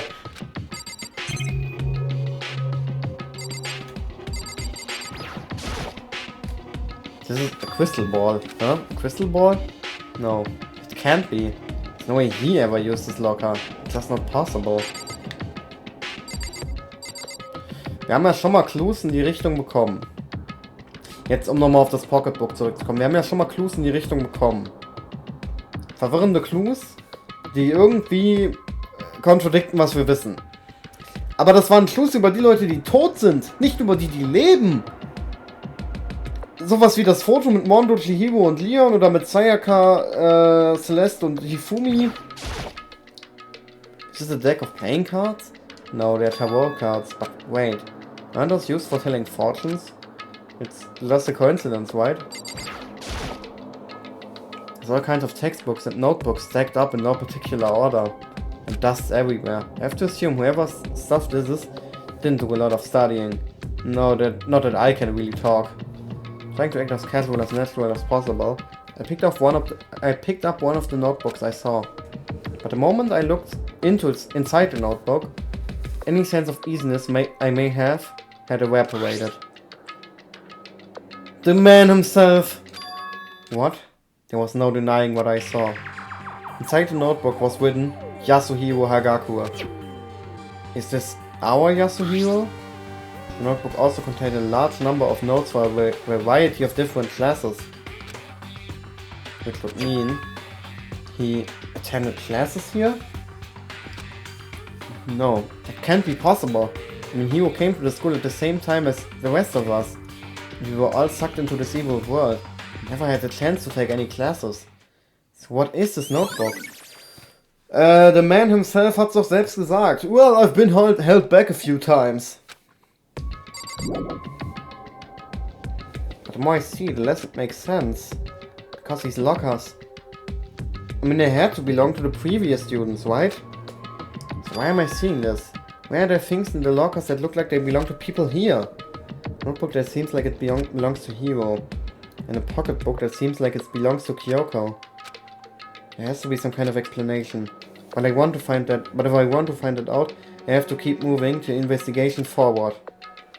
And I have to believe in everyone. Ja, lieben. Freunde, ich hab Bock, mir kurz einen Snack zu grabben. Ich bin sofort wieder da.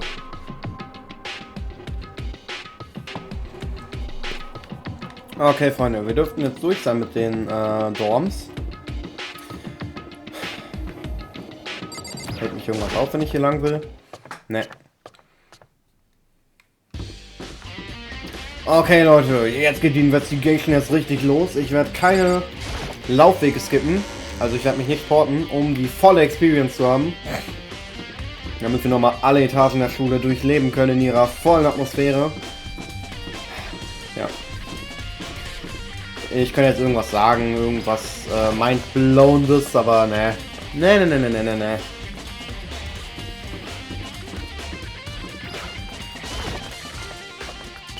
Krass, dass das Spiel bald vorbei sein wird. Ich schwöre euch eine Sache. Das Ende vom Spiel ist cool. Und die Fangames sind noch heftiger. Also, ganz ehrlich, ich muss tatsächlich sagen, das Spiel hier ist nicht das schlechteste, aber die anderen sind allesamt besser. Aber das, wenn ich sagen würde, das schlechteste, dann würde es heißen, dann würde es so klingen, als wäre es schlecht. Und das ist es nicht. Es ist halt nur das, was am wenigsten gut ist. Nee, ihr versteht, was ich meine. So, wir fangen hiermit an.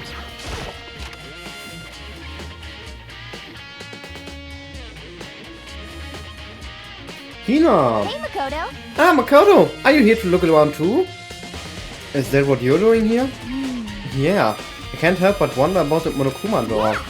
So I figured, if all the doors in school had been unlocked, that one should be open too, right?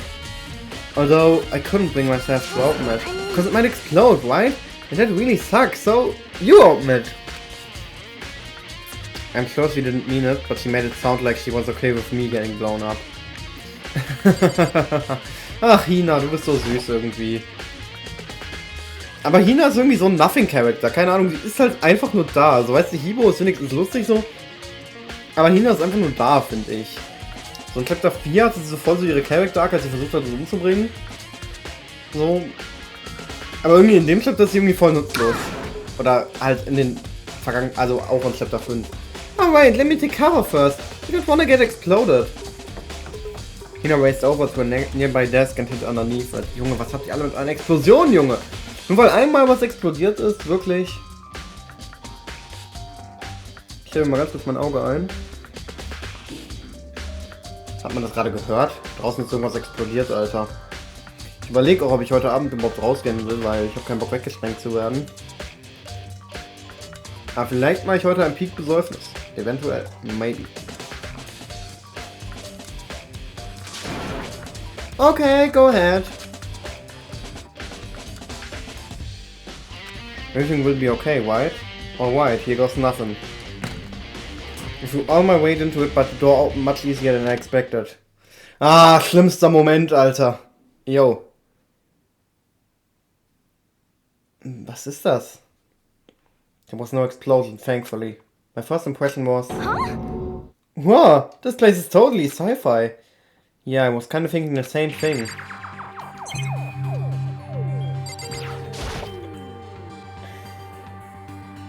What is this device?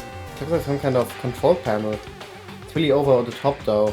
Like some kind of military installation or something. Yeah, it kind of looks like a mech cockpit, right? Fumi'd probably freak out if he saw it. Cockpit? For the Monokuma room is a control panel that looks like some kind of cockpit. And could that mean... Okay. Alright, let's start poking around at it or whatever.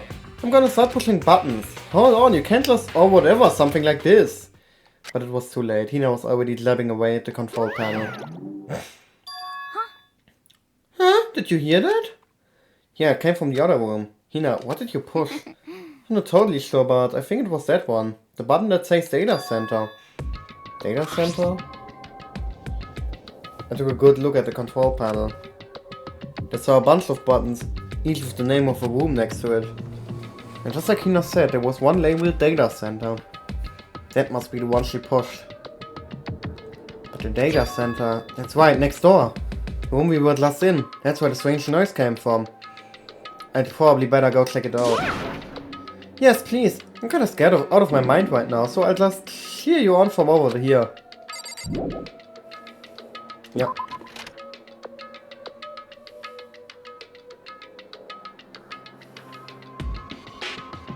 Was hier for the finger here? Monokuma. Is that Monokuma? Monokuma. Hey! Ah, give me all your donuts! Is that you, Hina? What? Oh man, busted! How did you know? Say what? Anyway, what is this? Some kind of remote control camera kind of setup? I don't even know what you're controlling. Hello. Well, I mean, I can't really see anything from in here. Found it. I guess what I found. A self-destruct button. Whatever you do, don't push it. Bad. Oh man. Are you seriously gonna push it? Anyway, I guess that settles it. The room with Monokuma drawing on it. And the control panel inside. Ach, sorry, ich wollte... Ach, sorry. Ja, Hina, wir können einfach jetzt Monokuma kontrollieren. Geil, Alter, wir sind Monokuma.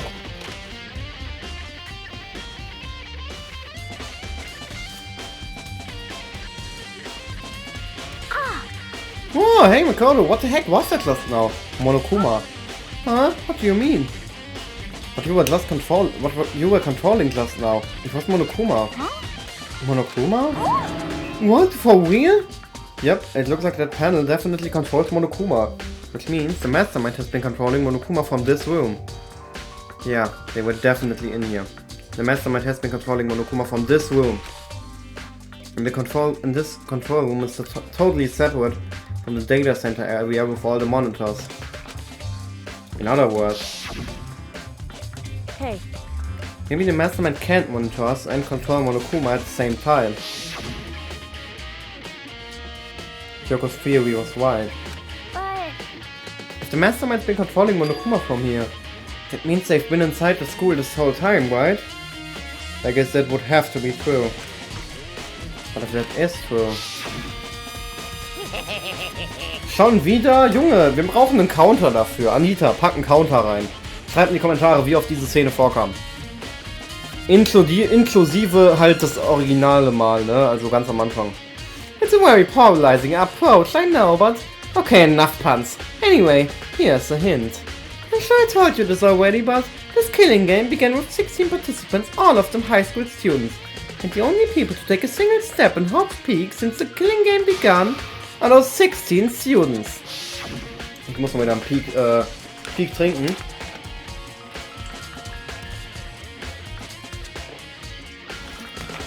Ach, Wasser ist so geil, Alter, aber ich habe kein Sprudelwasser mehr. Habe ich im letzten Part leer gesoffen. Deine Mastermind, Monokumas Puppeteer, really is the 16th student? Oh, it can't be. There's no way, right? What's wrong, Makoto? I don't like the face you're making. Oh no, it's nothing. Oh, okay. What about you? Is everything okay? I mean... Well, it just... Hört man das eigentlich? Ja, ich stelle mich immer auf eine Flasche, so als Fußstütze. Aber das hört man jetzt. Oh well, at last. This is where the mastermind's been hiding, right?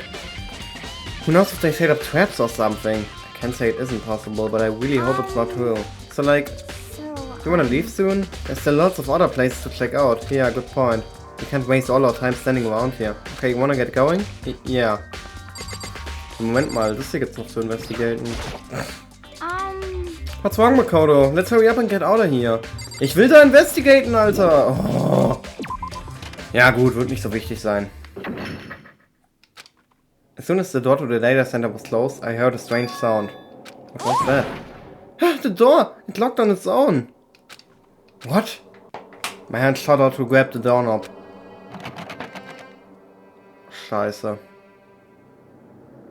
Heißt, da war irgendwas drin, was wir gerne hätten investigaten wollen, oder? You're right, it's locked, but why? Of course it's locked, because the data center is now restricted! Monokuma? Just a second. Hey, no fair, you can't just go around restricting whatever you feel like. Hey, It's for your benefit! Cause if that room stays open, I won't be able to move around. Imagine how the press A1 would get if the school mascot just up and stop moving. Then that room. As you may have guessed, that's where my controls are. So right now you're being operated by someone in that room. Warte, wo kam die Person her? Wir waren in einem Raum mit der Person, mit Mastermind? yes, indeed. Correcta mundo. You're a liar. That doesn't make any sense. We were just in there and we didn't see anyone. Oh, you didn't, did you? Are you sure you were as thorough as you could have been? Did you happen to check a certain suspicious hatch? Hina, ich hasse dich. Ich hasse dich offiziell. Ich habe vorhin noch gesagt, du bist ganz süß, aber nutzlos. Jetzt hasse ich dich. Wenn du mir nicht gesagt hättest, ja, lass uns gehen, hätten wir das Mastermind einfach gefunden. No way. The hatch on the floor? Too bad. That was your one big chance and you missed it. Too bad. Hat er das wirklich gesagt? And you blew it. Of course, that hatch can't be opened from the outside anyway, so whatever. Es kann von außen nicht geöffnet werden? Was ist das denn für eine Logik? Wie bist du dann da reingekommen? Now then, this room is officially restricted, so no more investigating. I'll be relying on you guys to tell the others. Peace! He's gone. But... So, was he telling the truth? The mastermind was hiding in there? In fact, if you think back to when we got locked out of the control room, that proves it for sure. Then, when I said we should leave, well, that hatch couldn't be opened from the outside anyway, right? So it's not your fault. sorry. Okay. Anyway, we don't have to let it get to us. We have to stay positive and make the most of the time we have left. You're right. If there's one thing I'm good at, it's keeping my body moving. I'm gonna run around and tell everyone what we found here. Nice, you've got me all motivated again. You got it. Okay, I'm out. See ya later. In a while, Crocodile. Hina took off in full sprint. And I have to do what I can too. That's the only way forward. Ich muss dringend duschen heute, Alter. Nach dem Part werde ich auf jeden Fall duschen gehen. Wir sind jetzt bei 1,5 Stunden, Alter. Lass mich überlegen, ich glaube wir brauchen noch eine Stunde. Ich glaube der Part wird 2,5 Stunden gehen. Class 2 machen wir heute nicht mehr, wir machen nur die Investigation. Eieiei, Kyoko hat nicht übertrieben, als sie meinte, der Raum ist unorganisiert. This is the headmaster's room. I've heard an awful lot about it, but this will be my first time seeing it for myself. Ah, Makoto, it's you. Oh, Byakuya.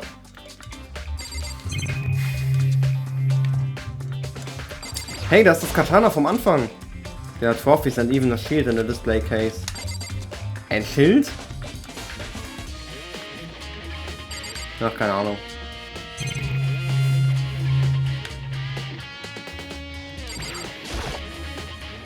The bookshelf seems really well made and it's filled with files and thick books.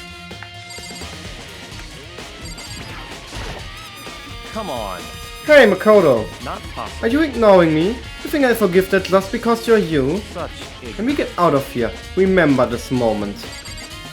Oh nein, er ist richtig wütend! Er ist richtig wütend geworden, weil ich nicht mit ihm rede. Alter, was ist denn mit dir passiert, Byakuya? Früher warst du derjenige, der mich ignoriert hat. Well, you came to the right place this time. Would you like to see something interesting? What do you mean, something interesting? Take a look at this. It was on top of that pathetically ostentatious desk. Class 78 Student Registry? Da steht Student Roster und da steht Student Registry. Entscheidet euch doch, Leute. It contains profiles for all of us and So Mukuro. in other words, Apparently, Class 78 refers to us. Wait, when we found Mukuro's profile in Kyoko's room. I see. That's right. It also mentioned Class 78.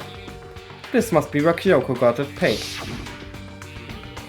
And since the rest of our profiles are listed in there along with hers, In other words, there can be no doubt Mukuro was a student here at Hope Peak Academy just like the rest of us. Mukuro Ikusaba, a 16th student. That must be how Kyoko learned about it. But it seems that Kyoko was in a hurry. Huh? What do you mean? I'm talking about when she stole it.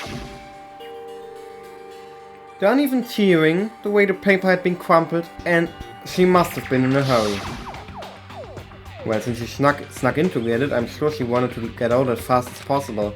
But what's your point? She wasn't so much of a hurry that she only got the first page. The first page? Correct. Mukuro's profile actually contains 2 pages. What? so in other words, In other words, when it comes to this profile, there was more information about Mukuro that we still didn't have. Let's fucking go, mehr Information! What kind of information is it? Why do you ask me to explain every little thing? You can read, can't you? Ich wollte lesen, du Bastard, hast dann rumgeheult. Du ignorierst mich. Peak Marlon, Alter. Seems to be some sort of detailed report, put together by the headmaster himself. I don't know what kind of man he was, but I'm glad he could leave us such an interesting clue. I was half listening to Byakuya as I skimmed through the report. Mukuro reappeared suddenly, and in the backward an entity floats, close but just out of reach. The entity known as the Ultimate Despair. Right now I can't be sure if this is a single person or some kind of group. Whatever it is, Mukuro definitely has some sort of connection to it. I have a bad feeling about all this. I need to push forward with my research into the Ultimate Despair. And I need to pay attention to Mukuro's behavior too. This is just my gut feeling, but I think she's dangerous. Despite the countless battles she must have gone through as a member of Fanweir, when she entered Havoc, she didn't display any signs of battle wounds or scars. That fact alone proves her tremendous skill in battle. Naturally, I want to believe in her. She's one of my students after all, and if I decide she's a danger to the other students, I will be forced to take all reasonable measures. Measures? Measures. Mukuro was a part of the Ultimate Despair. Richtig, das hat man sich denken können. Denke ich mal. I don't think there can be any doubt about it now. But wouldn't that mean Mukuro and the Mastermind were allies? So why?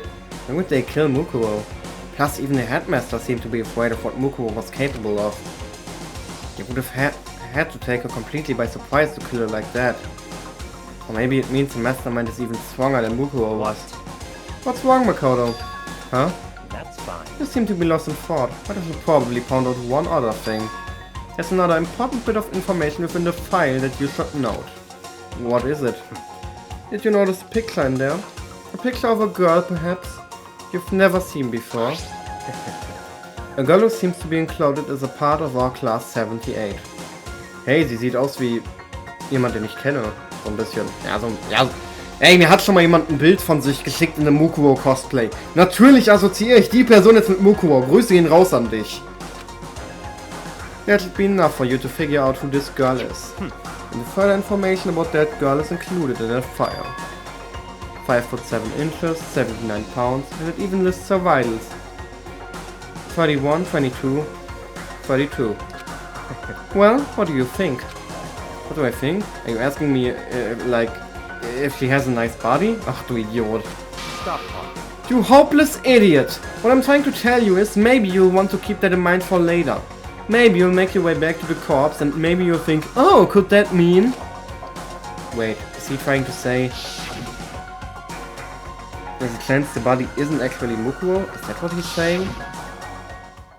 Personally, what I'm thinking seems all but impossible, but it wouldn't hurt to confirm, right? It's all clear now. That's all I wanted to say. What you do with that information is your business. So I'm back to being Byakuya's errand boy. Okay, also mainly... Ich weiß nicht, warum er jetzt so auf das Foto eingegangen ist. Ja, da ist ein Foto von ihr drin. Guck mal, da ist ein Foto. Oh mein Gott, da ist ein Foto und da steht Class 78. Ja, war mir schon klar, Junge. Ja, point out the obvious, Bruder. Ja, egal. Komm, du hilfst mir. Wenn du mir hilfst, dann heul ich nicht rum, Alter. Oh, and one last thing. It's a bit of advice from me to you. So I suggest you pay attention. Die Musik hat doch aufgehört, ey. Das macht mir jetzt ein bisschen Angst. Advice? For me? You seem to be getting along with Kyoko quite well. It's not that we're getting along, she's just done a lot to help me. Well, don't put too much faith in her. Das sagst du mir jetzt gegen Ende?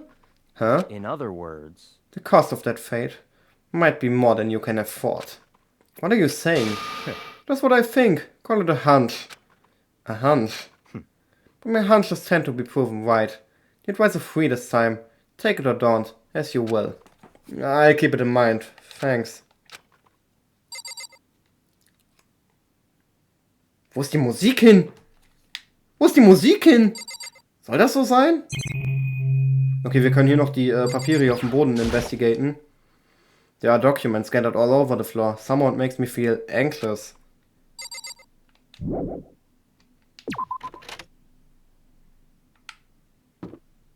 Das ist ein Bug, oder? Das ist Peak ein Bug. Wir gehen noch in die nächste... Hä? Muss ich nochmal mit Byakuya reden? Kommt dann vielleicht die Musik wieder? Ich rede nochmal mit Byakuya, wartet mal.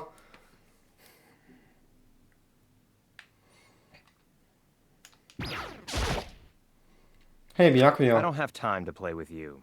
I don't have time to waste on you right now. If you absolutely must talk, go do it with someone else. God, he's so blunt. Just makes me feel hopeless. Wo ist die Musik hin? Das ist ja noch nie vorgekommen, Alter. Einfach Bug, Alter. Einfach Peak Bug. Muss ich das Spiel jetzt wirklich neu starten? Ja, ich muss. Ich muss das Spiel neu starten. Gut, warte mal, erstmal speichern, ne? Nicht hier irgendwas laden. Wir speichern auf jeden Fall. Junge, Junge, ich hätte vergessen hätte zu speichern und einfach nur irgendwas geladen hätte, dann hätte ich ein Problem gehabt.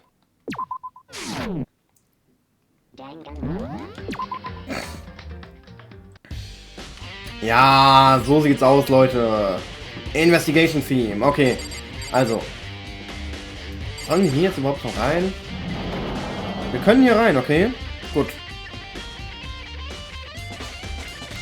Toko! Oh, Toko, so this is where you were. Ich habe sie voll vergessen. Ich habe die ganze Zeit so gedacht, so, okay, wir haben jetzt alle gesehen außer Hibo. Nee, Toko gibt's ja auch noch. What do you want? Am I so disgusting? You want me out of your sight? No, that's not it at all. I just thought maybe you'd found a clue. Well, I haven't. Didn't find anything. Not a single clue. I figured since this place was related to the case, it would have to have something, right? But there wasn't anything out of the ordinary here. Give it back! Give me back my precious time! Calm down, Toko. Ist so, ey, rastet komplett aus, Alter. Aber das bin literally ich, wenn ich unnötig rausgehe, Alter. Weil alles, was inkludiert, mein Zimmer zu verlassen, ist Zeitverschwendung, Leute. Merkt euch das. What's your problem? Don't tell me to calm down. You have any idea what I'm going through right now? When everyone finds out, they're gonna call me useless. Good for nothing. Nobody's gonna say that. Master Will! I'm not sure I can disagree with that. I don't want that. I'm sick of always being looked down on. Why won't anyone accept me? Och, Toko, hast du jetzt wirklich deine komischen Issues schon wieder? Jetzt gegen Ende. Es gibt gerade andere Probleme als deine persönlichen Belange. Well, I don't think there are any clues here, so maybe I'm gonna get going. Wirklich? Keine Clues? Was denn hiermit? Wollen wir nicht darauf nochmal eingehen? There's a bunch of wooden lockers in here. Found a clue in here, but it was just the mastermind's attempt to frame Kyoko.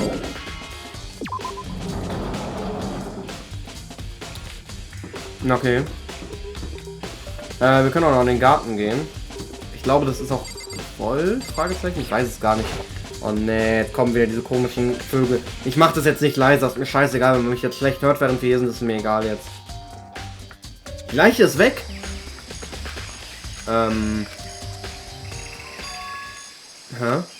It's gone. Muko's body. It's not here. Ja, okay. Logisch, das ist ja ein Class-File. Nach dem Class-File ist ja immer alles verschwunden, was zum Mord related. Monokuma konnte ja gar nicht damit rechnen, dass noch was passiert.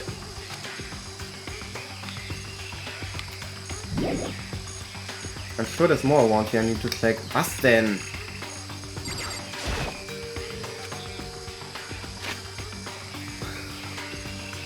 Maybe the body is inside the tool shed. I better check, just to be sure.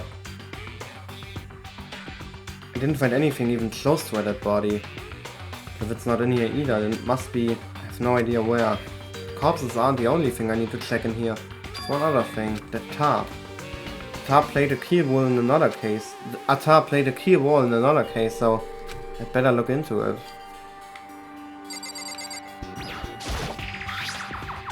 The killer used the tarp to keep the sprinklers from getting the body wet. Which means the killer might have left some clue behind there. Huh? I didn't notice this before, but there's a small stamp on one corner of the tarp. It says Biolab? Then this originally came from the Biolab?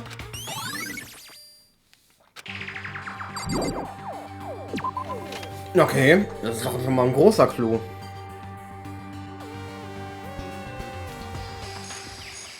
That's all I really needed to check here. But where could her body have gone? I'd better start looking for it. Ja, da wo alle anderen Körper sind, aber keine Ahnung wo. Ich meine, ja stimmt, was macht Monokuma überhaupt mit den ganzen Körpern? Der muss ja irgendwie disposen. Wo ist Hero?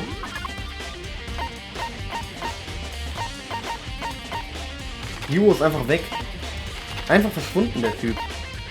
Alter, der Typ, Alter. Typ.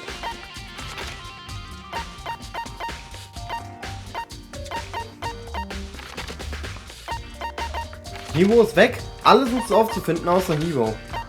Okay, und Hima. Data Center, go?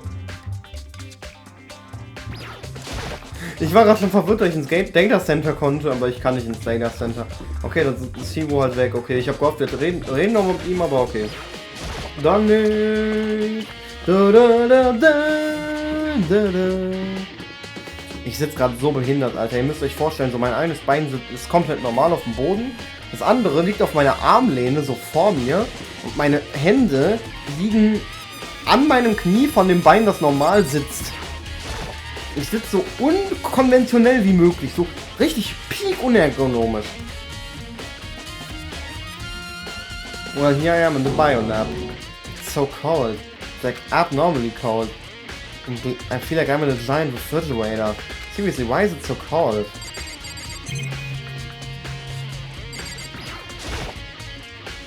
There's some kind of weird machine or something bolted into the wall. I've seen something like this before. That's it. I've seen this kind of thing in horror movies and stuff. It's a fridge for storing dead bodies. Ui. Does that mean this biolab is actually a morgue? We should probably take a closer look around. It's a kind of weird machine or something built into the wall. And on the left side, there's a bunch of glowing blue lights. And only some of the lights are on. The ones on the left. The right hand lights are off.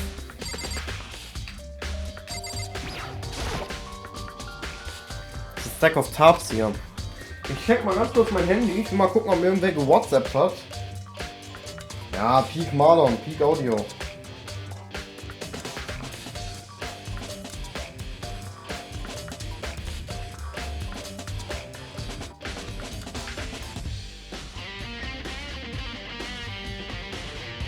Ah, Moment. Ich muss... Ach, der stellt mal wieder richtig dumme Fragen. Dieser Idiot macht mich so wütend, Junge. Es ist unfassbar, wie sauer ein Mensch mich machen kann. No, I've been seeing a lot of those things lately. Was wollt ihr denn von mir? Hier hänge ich immer. Oh, there's some kind of booklet here. It looks like an instruction manual. We offer an eco-friendly alternative to standard dry ice for all your cadaver needs. Cadaver needs? In addition to the germicidal lamps, you also provide an ozone generator for the removal of ethylene gas. Simply insert the cadaver and the blue light will let you know the automated system has activated. Temperature and humidity levels will be adjusted automatically for optimum settings. With our system, anyone can keep a body fresh as a daisy for as long as you need. What the fuck, das klingt nach mega der Psycho-Scheiße. In the unlikely event of a problem, the red light will activate and an alarm will send sound immediately. The exterior is stainless steel, and we do offer an optional leather upholstery upgrade package. This is the instruction manual for the fridge, but looking around I think I get it. Seems clear to me now. Some kind of makeshift morgue. And about those lights by each slot. It looks like it's set up so that when a slot is occupied, the blue light comes on. Which would mean inside each slot, lit up in blue, another one of the victims is. I can't let my emotions take control right now. There's only one thing I can do for everyone who has died. And that's defeating the mastermind. And to do that, I have to continue my investigation. Gucken wir nochmal, ob Marlon mir nochmal geschrieben hat. Ach, der Typ, Alter. Nee, das lasse ich nicht auf mir sitzen. Und wie immer gehe ich als Sieger der Diskussion hervor. Ich habe ihm am Ende recht gegeben. Dann habe ich Leute beleidigt in der Audio. Und die Audio als Einmalansicht geschickt deshalb. Und er kann sich die Audio nicht anhören. Sie ist verloren für immer. And to do that, I have to continue my investigation. I don't have any other option. Worum geht's?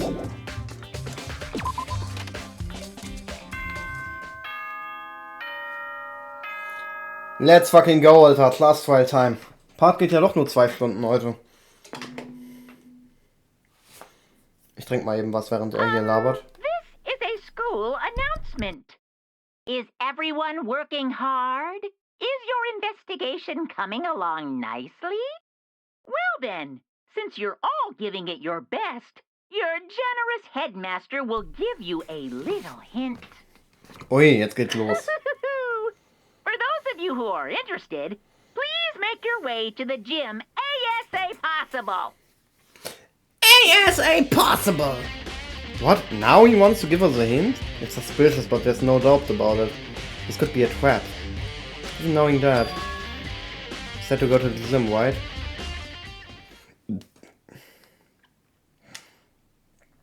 Hero! Oh, hey Hero! Ah, Makoto!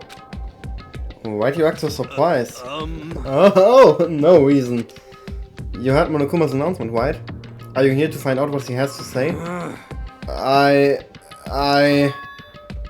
just did. Actually, I'm on my way out. You already talked to him? What did he say?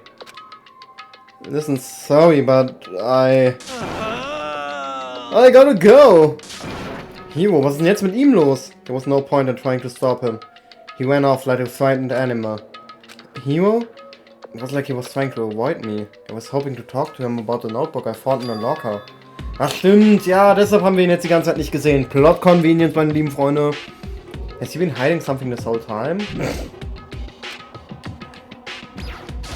Okay, Monokuma, gib mir deinen Hint. Der gibt uns die Hints einzeln? Warum gibst du sie uns nicht allen? Junge, ich stehe hier alleine. Was soll die Scheiße? Vor allem, der ist gerade schon für Hivo rausgesprungen. Jetzt nochmal extra für uns. Hello, welcome, hello, welcome, hello, welcome, welcome, hello. Are you ready for your final hint? It just happens to be in the envelope on the ground in front of you. The envelope?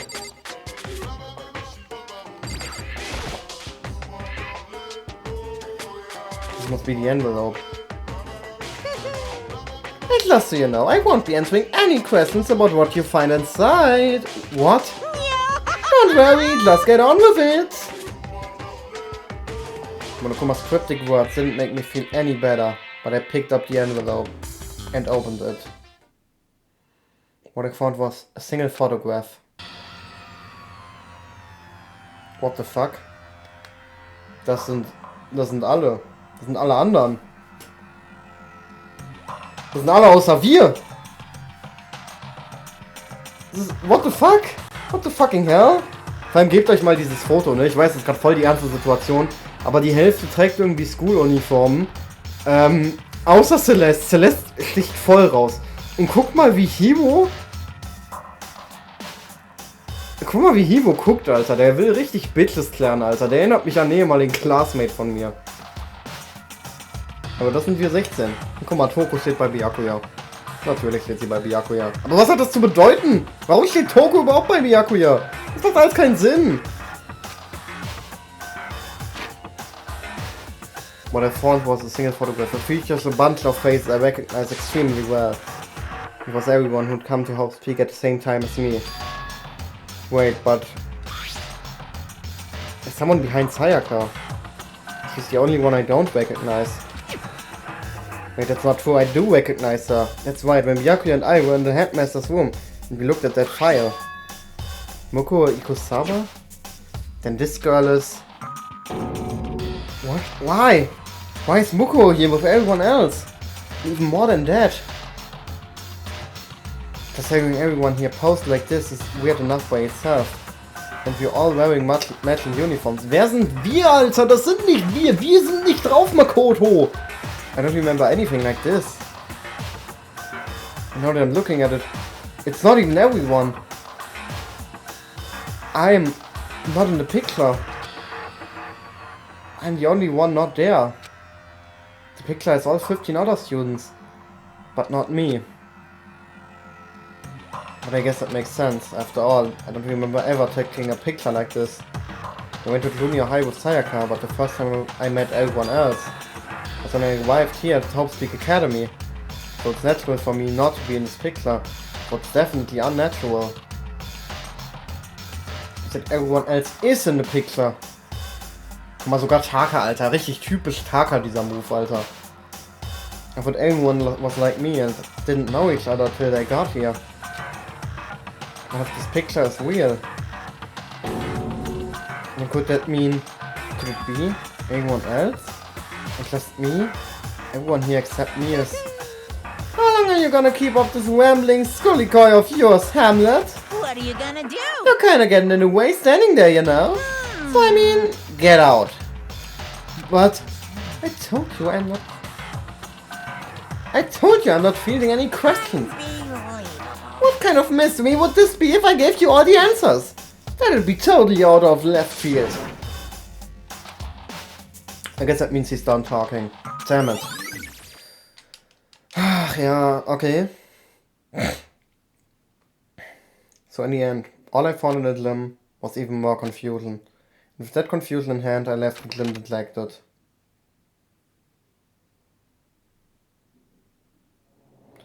How does that count as a hint? It does make me even more confused. Is that what Monokuma was going for? Did he put together a fake photo just to confuse me? Oh, that looks so weird. So full of life. How could anyone fake that? That would mean everyone but me. Maybe I should just ask everyone directly. I have to clear all this up. No, I have to clear all this up. Okay. Wo sind denn alle? Kyoko ist nicht mehr hier. Hier ist wahrscheinlich China. Ja, China. Okay.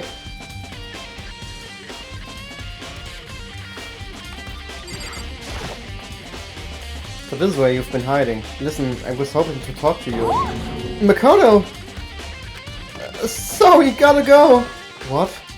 Was? China? Nein! She ran off so fast, I didn't even have time to ask her to stop. China, why? I want you to talk to me. Monokuma, du Arschloch, was hast du getan? Hier ist wahrscheinlich Byakuya. Ja.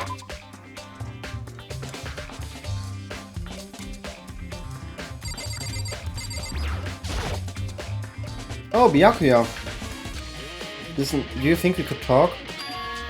Byakuya? That's enough. I have nothing to talk to you about. Don't talk to me as if we're friends. Hey, Byakuya, wait! Of course he didn't, he just walked away. What the? How is he acting like that? Like he was purposely trying to avoid me? Don't talk to me as if we're friends. Das hat er nur einmal gesagt, und zwar in Chapter 3. In der Investigation. Ja, nerv mich nicht, Alter. Ich lade den schon irgendwann auf. Spoiler, ich lade ihn erst auf, wenn er leer ist. Okay, warte, dann fehlen noch Toko und Kyoko. Ne, Himo, stimmt. Himo fehlt auch noch.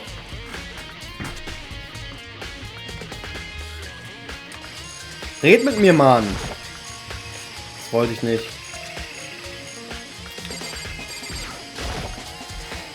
Hey, Himo! Makoto! What's going on with you? Every time I see you, you freak out like that. No, No, sorry, but I'm in a big hurry.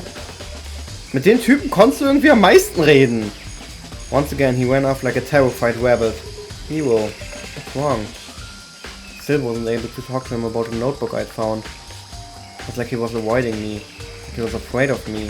Why? Oh, ich habe ja vorhin noch gesagt am Anfang, dass ich mich nicht porten werde heute. Ich habe dieses Versprechen anscheinend gebrochen. Hoppla. Sorry, not sorry.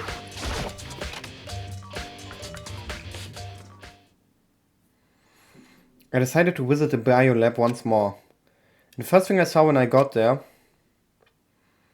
was her, passed out, again. Oh nein, die Arme, sie liegt da wie so ein Murmeltier. Hä? Toko? Und sie hat einen der Dinger, aber Toko. Toko, are you okay? No. She's not dead, is she? Du hast Peak Spaß hier, ich merke schon. Uah! It's cold! It's super cold! It's so cold I think I might catch cold! If you keep taking naps in places like this, I'm sure you will. What? I was asleep? I must have fainted again. I bet you were standing there staring at me getting all excited, weren't you? No, I wasn't. Oh, then what? Oh, then bothered. Straight up horny. Nicht bei dir. Nicht bei dir. Vielleicht bei irgendwem von den anderen, aber alle, auf die ich einen Quatsch hatte, sind tot. Von daher kann ich nicht viel sagen. Okay, so, why did you pass out? I don't know. Last thing I remember was me waking up just now. What did you do to Miss Morose? Oh, that's right. Your memory stops and starts each time you switch. Bingo, Bazinga! We share some basic knowledge, but our memories are very much separate.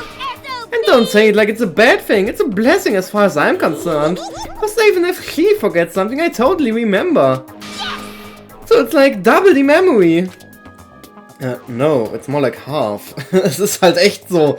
Also vielleicht common knowledge. Vielleicht nicht in terms of common knowledge, but in terms of other things. Then it's halt lacks memory. But all I wanna know right now is where's my little darling? Tell me now, I slit your throat. I don't know. I'm sure Byakuya is somewhere doing his own investigating. Yes. By himself? I assume so. Oh, I'm I knew it! I totally knew it. I'm a total pro when it comes to all things, Master.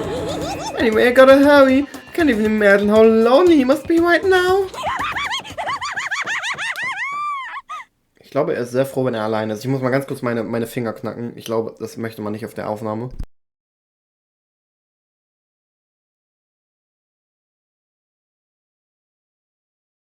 Ach, fast mein Genick gebrochen, Alter. Toko shot off, her eerie laughter, echoing behind her. I totally forgot to ask her about the picture. There's no point asking genocide lag anyway. Besides, I have more important things to do right now. Why did Toko faint? There's gotta be some reason for it.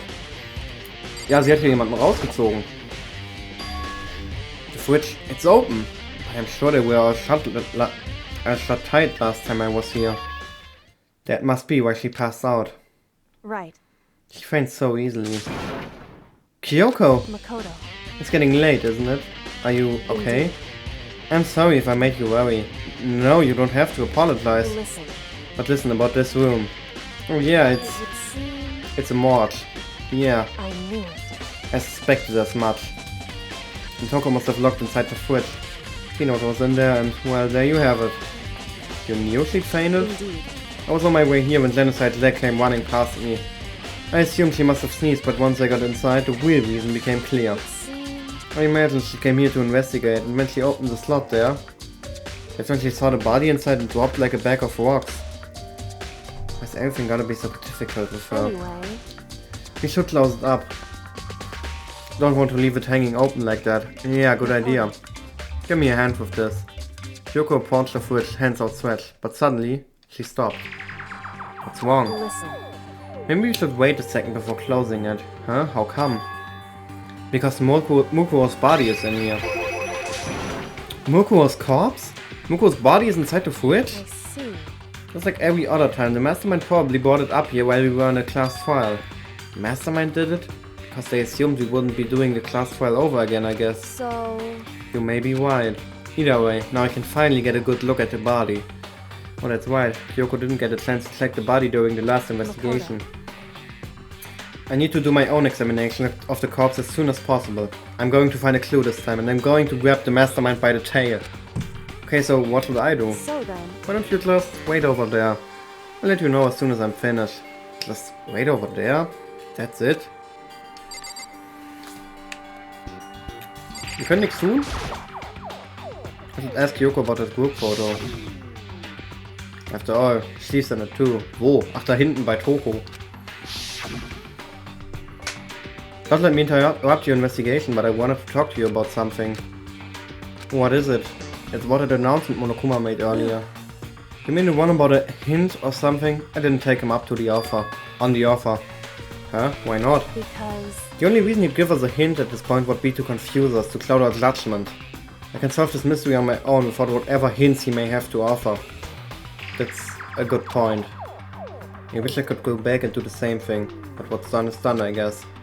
Standing here looking at her, I don't think she's hiding anything from me. Is she right? The Mastermind forged that picture as a trap to confuse us? That's gotta be it, there's no other explanation.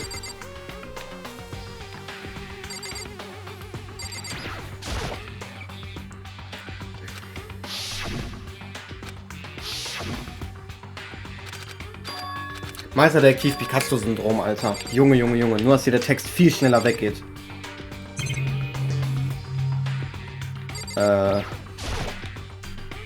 It's a fridge meant for storing dead bodies. Can't do it. I can't look inside. On the left side of the refrigerator, a bunch of blue lights are on. But these ones aren't. it seemed Blue light comes on when a slot is occupied. So when someone's in there, the blue light comes on. Looking around, the number of lights that are on, including Mukuro's. There's 9 in all. 9 lights?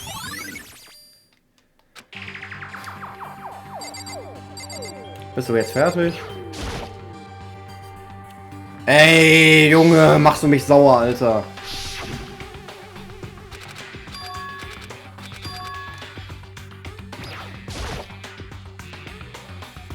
Left side on the refrigerator light. Ich weiß nicht, was wir machen sollen gerade übrigens, ne?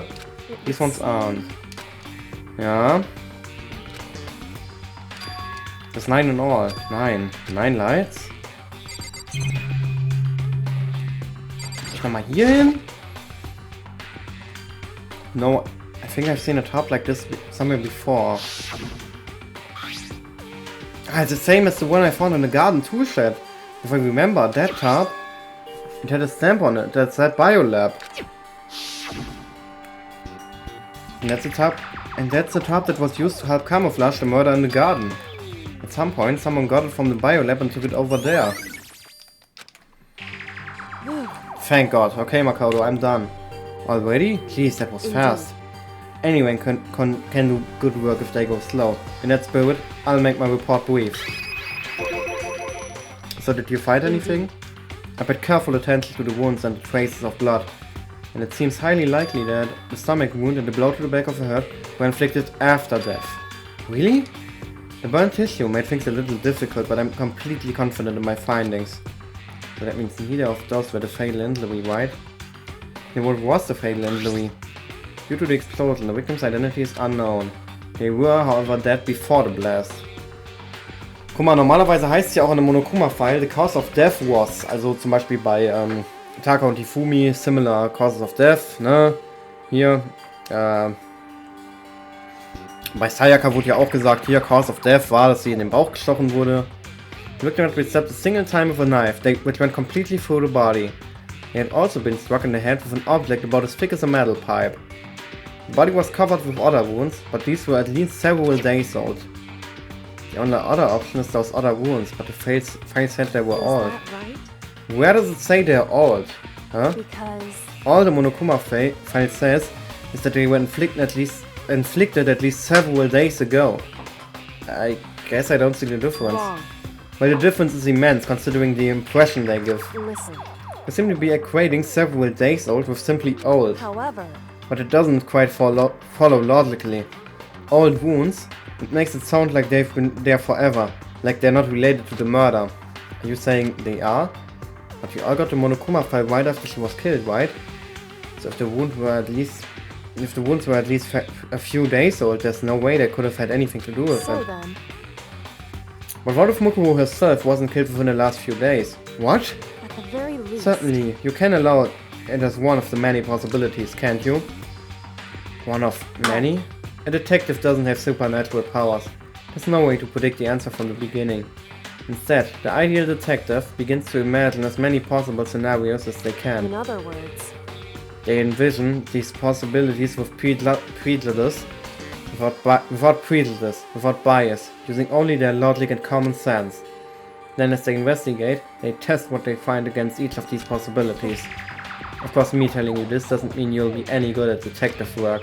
But beyond using that to solve this particular mystery, you should keep it in mind for the future. hey, So if there's anything else you'd like to know about the condition of the body, now's the time. Come to think of it, there was one thing earlier when I was looking at Mokuro's profile. It is her height and weight. 5 foot 7 inches, 97 pounds. Vitals were 31, 22, 32. Did I get all that right? Oh, richtig! You remembered all that? They are indeed consistent with the corpse. So then, indeed, don't forget about the Fenrir tattoo. There's absolutely no mistake. indeed. Our victim in this case is without a doubt Mukuro Ikusaba. And Is that all you wanted to ask? Yeah, I think so. so then, Then it looks like we have no further business with Mukuro's body. Let's get going. It's kind of chilly in here. Oh wait, are we not gonna put the body back? Don't you think it's kinda sad leaving it out like this? why? Sad? Did you forget? She was our enemy once. A part of the ultimate despair. But she still got killed. She's still a victim. Have you ever heard of the phrase, you reap what you sow? Keine Ahnung, was das heißen soll, aber ich glaube, das heißt so viel wie du erntest, was du säst. Well, yeah, but still. You really are naive, you know that?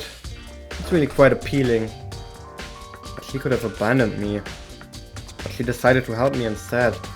For something like that, what does it mean to be naive? So then, I think we've done all we can do here. Back to our separate investigations, yes? Ah, hold on. Still have one more thing to do. Something I need to talk to Kyoko about. I need to ask her about the pocketbook I found in that locker. If I don't do it now. Okay. Let's fucking go, Leute. Wollte ich nicht. Hey, Kyoko. I did have one last thing. I know I shouldn't, but I feel like I have to ask. Go ahead then, out with it. Have you really not seen your dad even once since you got here? What? So... What do you mean? Well, you know all those lockers on the second floor of the dorms? I do, yes. But to get into any of these lockers, you need the handbook of whoever the locker belongs to. Actually, I managed to get them open using that emergency handbook. I see. One you found in the headmaster's hidden room. And? So, did you find anything worthwhile in the lockers? I found a pocketbook, and after looking through it, I think it must be your pocketbook. Why is that? What makes you say that? Because... Like I said, only the locker's owner should be able to get into it, right? I can't imagine those lockers belong to any of us. After all, we only got access to that area just recently. What I'm saying is, there's no way I could have had access to any of those lockers. And if I did have a pocketbook, why would I bother putting it in a locker? Everything you just said makes perfect sense, but there was something written inside. It was about the headmaster. About your father. if that's true... Could that mean... that video is real too? Video? Makoto. I think everything is finally starting to fit together to reveal a cohesive picture. Although I'm afraid that picture might be worse than anything we could have imagined. What are you talking about? I need to go investigate those lockers right now. I need to confirm what you just said with my own two eyes. Oh, let me give you the headmaster's handbook. That way you can... So... That won't be necessary. If I'm right about this, I shouldn't have any problem opening the locker with my own handbook. After all, it would seem that it's my locker. Was? Your locker? Makoto. If you watch this, it'll all make sense. A DVD? Class 79, urgent interviews. And it says, Class 78, urgent interviews? So... I found it in that hidden room after you left. Anyway... I don't have time to explain exactly what I think it means, so just watch it and see for yourself. I think you'll realize exactly what it means. You'll understand where you found my pocketbook in a place none of us has ever seen before. None of this makes sense right now. And I guess that means there's some important clue on this DVD. Makoto. Alright, now it's my turn. Do you have a second to listen to me ramble? In other words... So as it turns out, the arrangements I'd made didn't stick. Was meinst du? What I mean is, I'm less and less sure of everything, even my own feelings. You're talking about your dad, right? I can never find the answers to the questions I wanted to ask for the rest of my life. And all because of the mastermind. However... But there's one thing I am sure of. When it comes to the mastermind, there's no room in my heart for forgiveness. I swear to destroy the mastermind. This is just one more reason to follow through on that. Yuko's eyes burned with the fire of determination. The determination to defeat the mastermind. It's strange to be confronted with his death and suddenly feel this way. I couldn't care less if my father had found happiness. Why? So why is it? Why does it bother me so much to know how he suffered? It's ridiculous. There's just no understanding it. I guess. Cleared out a small laugh as she said it, but her smile was filled with sorrow. So that's it for my rambling. There's still much to do before I can consider my task complete. Yeah, you're right. Hey. But keep this in mind. There's only ever one absolute truth, you already said that. Whether the truth serves justice or suffering. Whether it's the greatest truth or the worst. What do you mean? Makoto. Even if the truth you uncover is filled with hopelessness, you still can't give up hope. Absolutely not, because all I can do is keep moving forward. It's pretty much all I'm good at, you know? Indeed. Sorry if that was strange. So then... Anyway, I need to get going. I'll see you at the class trial. Leaving behind a final farewell, Kyoko was gone. I better get going myself. I got a DVD from Kyoko. I should head to the AV room to check it out. Kyoko said something about hopeless truth. But no matter what happens, I won't lose hope. Even if it's the worst truth in the world. I can't afford to lose. Also, ab in den AV Room. Ich dachte eigentlich, die Investigation wäre hier zu Ende, tatsächlich. Deswegen, aber ja, stimmt. Ich habe die DVD vergessen. Ich muss mal ganz kurz nochmal einen Schluck trinken.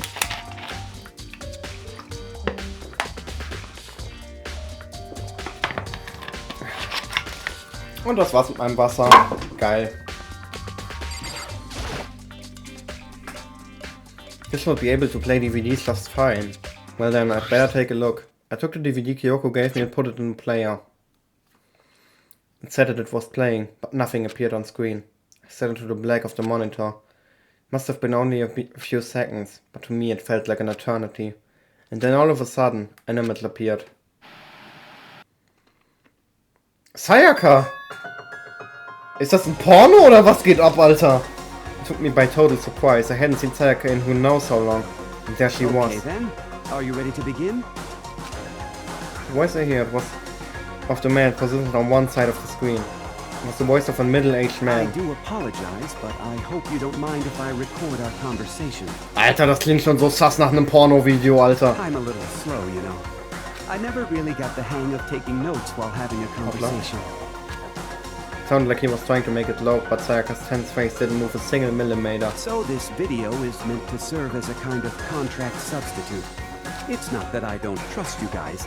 It's more like insurance. So please don't worry too much.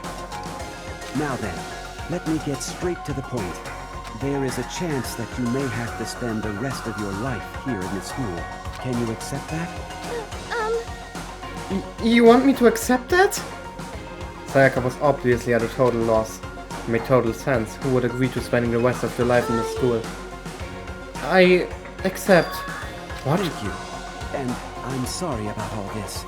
Warum ist der Typ synchronisiert und Sayaka nicht, Alter? Entscheid dich doch. Entweder synchronisierst du es gar nicht oder komplett, Alter. Well, I can promise you that I will do everything in my power to keep you safe. As the headmaster of Hope's Peak Academy, I give you my word.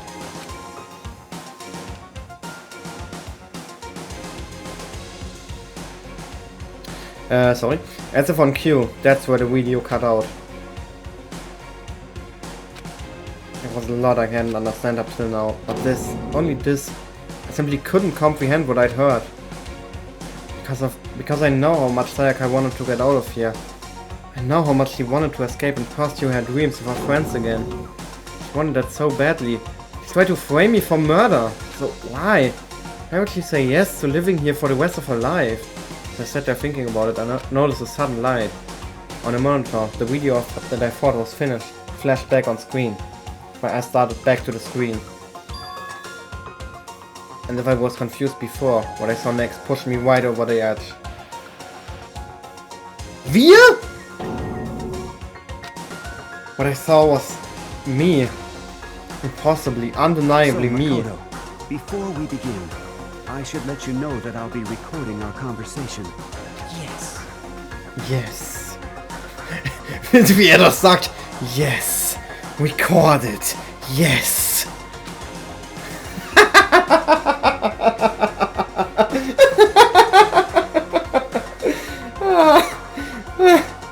Warum muss ich so lachen, Alter? Egal, jetzt weiß ich immerhin, dass mein Mikrofon meine Lache aufnimmt. Also zu 100% weiß ich es jetzt.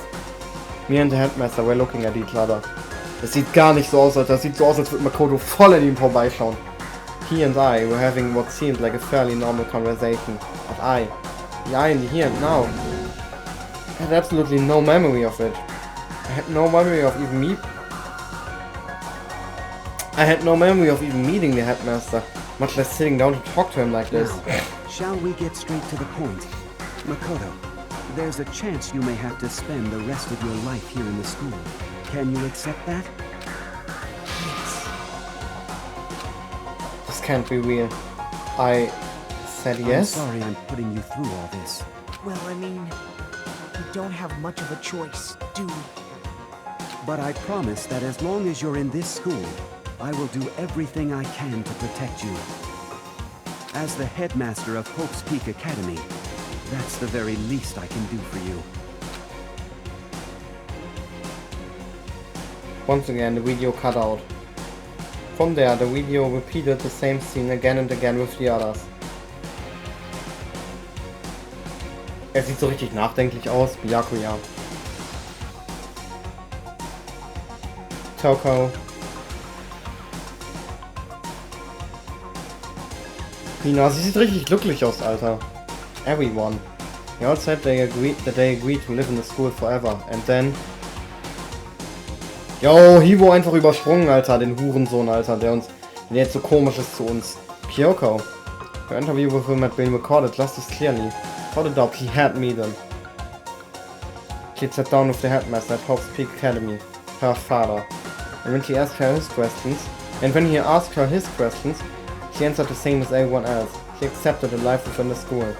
Just as Kyoko's interview was wrapping up, the monitor suddenly went black. Huh? It wasn't just the monitor. The DVD player itself had apparently turned off, which of course meant that the DVD wasn't playing anymore.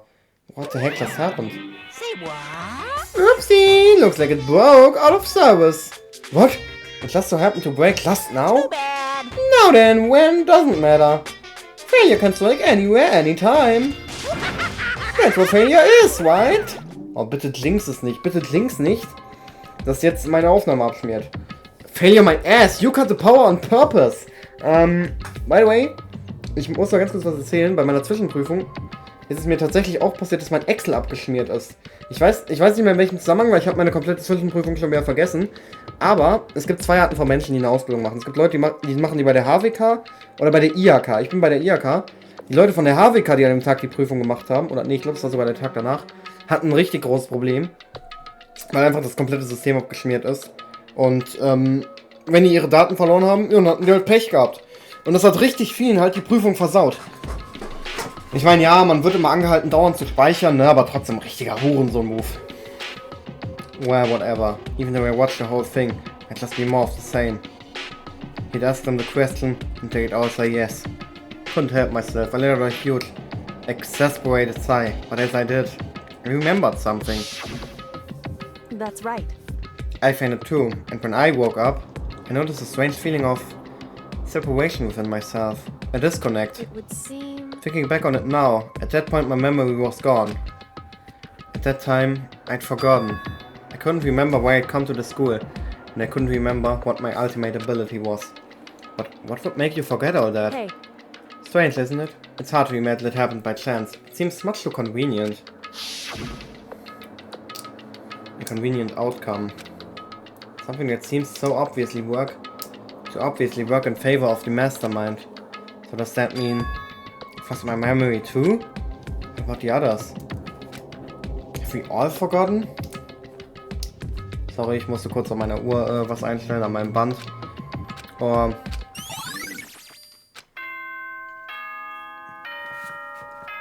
Let's fucking go. Ich habe richtig gut geschätzt mit 2,5 Stunden. Obwohl jetzt wird wahrscheinlich nochmal eine halbe Stunde gelabert, bevor es Freue losgeht. For anything that had to start, there has to be an end. Oh, Monokumas Theme sogar. And if the end comes, then that means it's time for a fresh start. There is no night that doesn't have a dawn. Although that dawn is totally pitch black, there is no storm that won't eventually end. Of course, then that leads to drought. But as I said, every end is the promise of a new beginning. Which is why I'm sure we'll get to meet again. Because the end is only the beginning. Deutet er hier schon an, dass es einen zweiten Teil von dem Spiel gibt. Und einen dritten. Und 3 Fangames, die wir spielen werden. Anyway, let's get started. The beginning of the end of the class trial. Ich habe mal irgend so einen Film gesehen, ich habe den Film auch überhaupt nicht gemocht. Es war irgend so ein dummer, ich weiß gar nicht mehr, wie der heißt, es ging um irgendwelche Steinzeitmenschen. Und dann war da irgend so ein Typ, der meinte so, ja, das Ende kommt. Und dann ist irgendwie was richtig Heftiges passiert und dann so, ja, das war nur der Anfang vom Ende, es wird noch viel heftiger, Alter, hier wird alles kaputt gehen. Voll der Scheißfilm, Alter. Everyone gather once again at you know where. Ich weiß gar nicht mehr. Vielleicht war der Film doch gut, aber ich habe halt keine Erinnerung dran.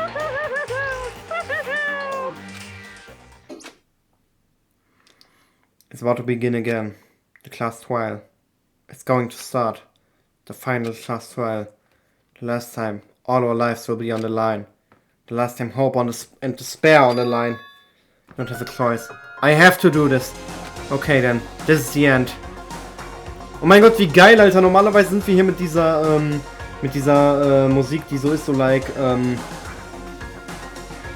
diese Despair-Musik. Aber jetzt sind wir hier mit Hope. Oh yeah! Wir zerstören dich, Monokuma. I guess I'm the first one this time.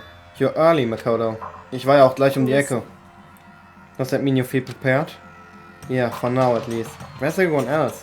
Why aren't they here yet? However, Don't worry. I'm sure they'll be here soon. That's like she said. Er hat gar nichts zu sagen. Byakuya! Warum guckst du mich immer so böse an? Byakuya? Und die anderen beiden auch. Wo ist Toko? They arrived, one after another. But they were all in the same state of shock. Hina? Hero? Silence.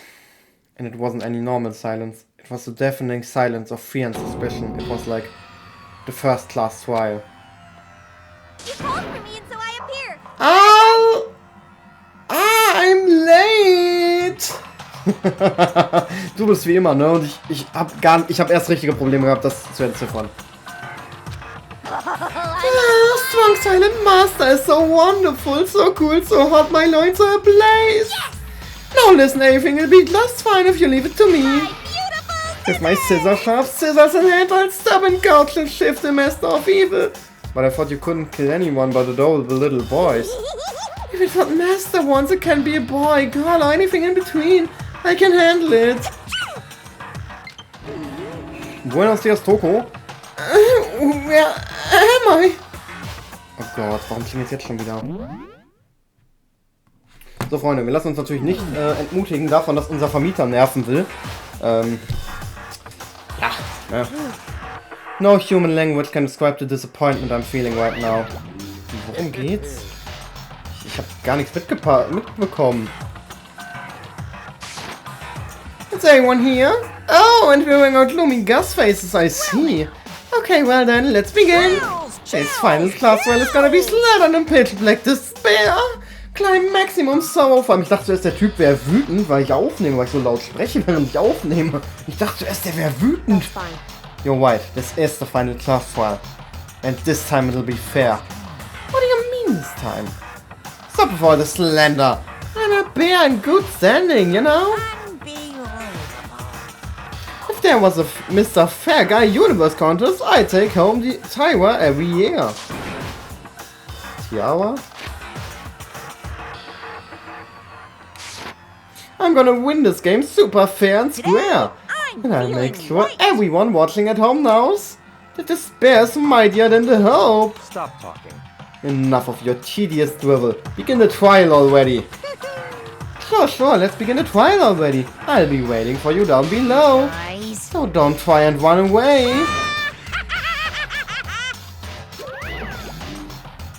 Laughing as loud as ever, Monokuma disappeared. Whatever. In the name of my family. This will be over in no time. With an inexplicable confidence, Byakuya was the first into the elevator. One by one, the others followed.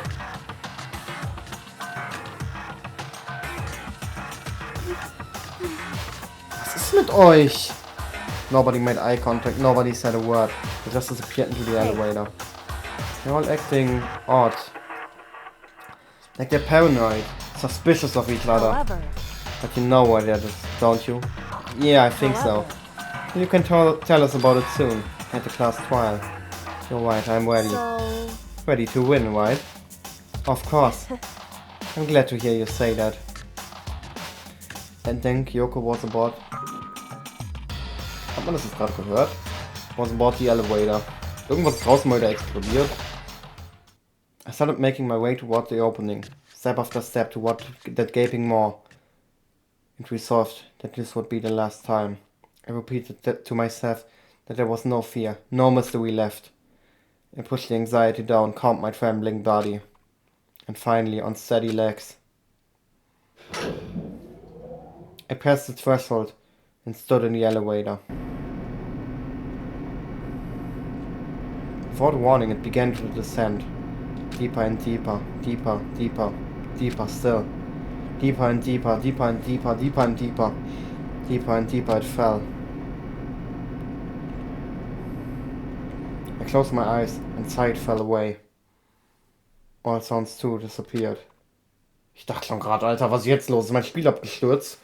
Alone in the universe, I waited for the elevator's doors to open for the last time. What could have been seconds or centuries later?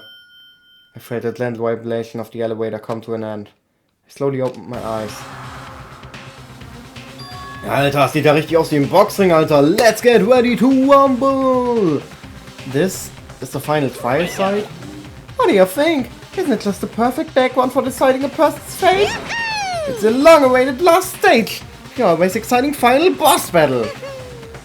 And I'm gonna sit on this one. I'll just sit right here on the vacant 16th seat. Well then, let's begin! Wir speichern und wir gucken auch, ob es irgendeinen Skill gibt, den wir noch applyen können. Vermutlich nicht. Set Skills. Nein, wir haben keine neuen Skills bekommen. Ja, würde mich auch wundern. Wir kriegen Skills halt nur durch Freetime-Events, also wir werden mit dem gleichen Equipment gehen müssen wie im letzten Part. Wie gesagt, die restlichen Skills schalten wir im School-Mode vorher, aber dann bringen sie uns halt nichts mehr. Gut, Freunde. Ich weiß nicht, ob wir es morgen machen. Ich weiß echt nicht, wann wir es machen. Entweder wir machen es morgen, aber ich glaube nicht, dass ich morgen Bock habe, nochmal einen Part aufzunehmen. Die andere Möglichkeit ist, wir machen es nächste Woche. Also spätestens nächste Woche. Ich denke, am Freitag werde ich das Let's Play beenden oder am Samstag. Kommt drauf an, ob ich wieder am Peak Besäufnis mache. Freitag oder Samstag ist das Let's Play auf jeden Fall vorbei. Ja. Ich weiß nicht, was ich sagen soll. Ich würde euch einen guten Rutsch wünschen, aber der Part ist fast 3 Stunden lang. Ich bezweifle, bis der Part oben ist. Wenn irgendwer diesen Part zu Ende schaut, sobald der Part oben ist schon Neujahr. Also von daher, ich wünsche euch keinen guten Rutsch, ich wünsche euch ein frohes Neues. So einfach ist das, Leute. Jetzt gerade ist bei euch wahrscheinlich das Feuerwerk, wenn ihr das rechtzeitig schaut. Also Freunde, aber keiner wird sich meine Videos anschauen an Silvester, Alter. Niemand ist so hobbylos. Nicht mal du, Anita. Nicht mal du bist so hobbylos. Okay, Leute. Schüsseldorf. Ich bin so excited, Alter. Nächstes Mal ist der letzte Part. Und ich schwöre euch, ich werde meine Pappenheimer vermissen. Ich werde so rumheulen im nächsten Let's Play. Das sind so komische Leute. Und ich vermisse meine ganzen Leute. Ich vermisse Hero. How about that? Ich vermisse Byakuya. Don't make me repeat myself. Ich vermisse Toko und ihr Stottern, Alter. Die werde ich am meisten vermissen. Anyway, tschüss.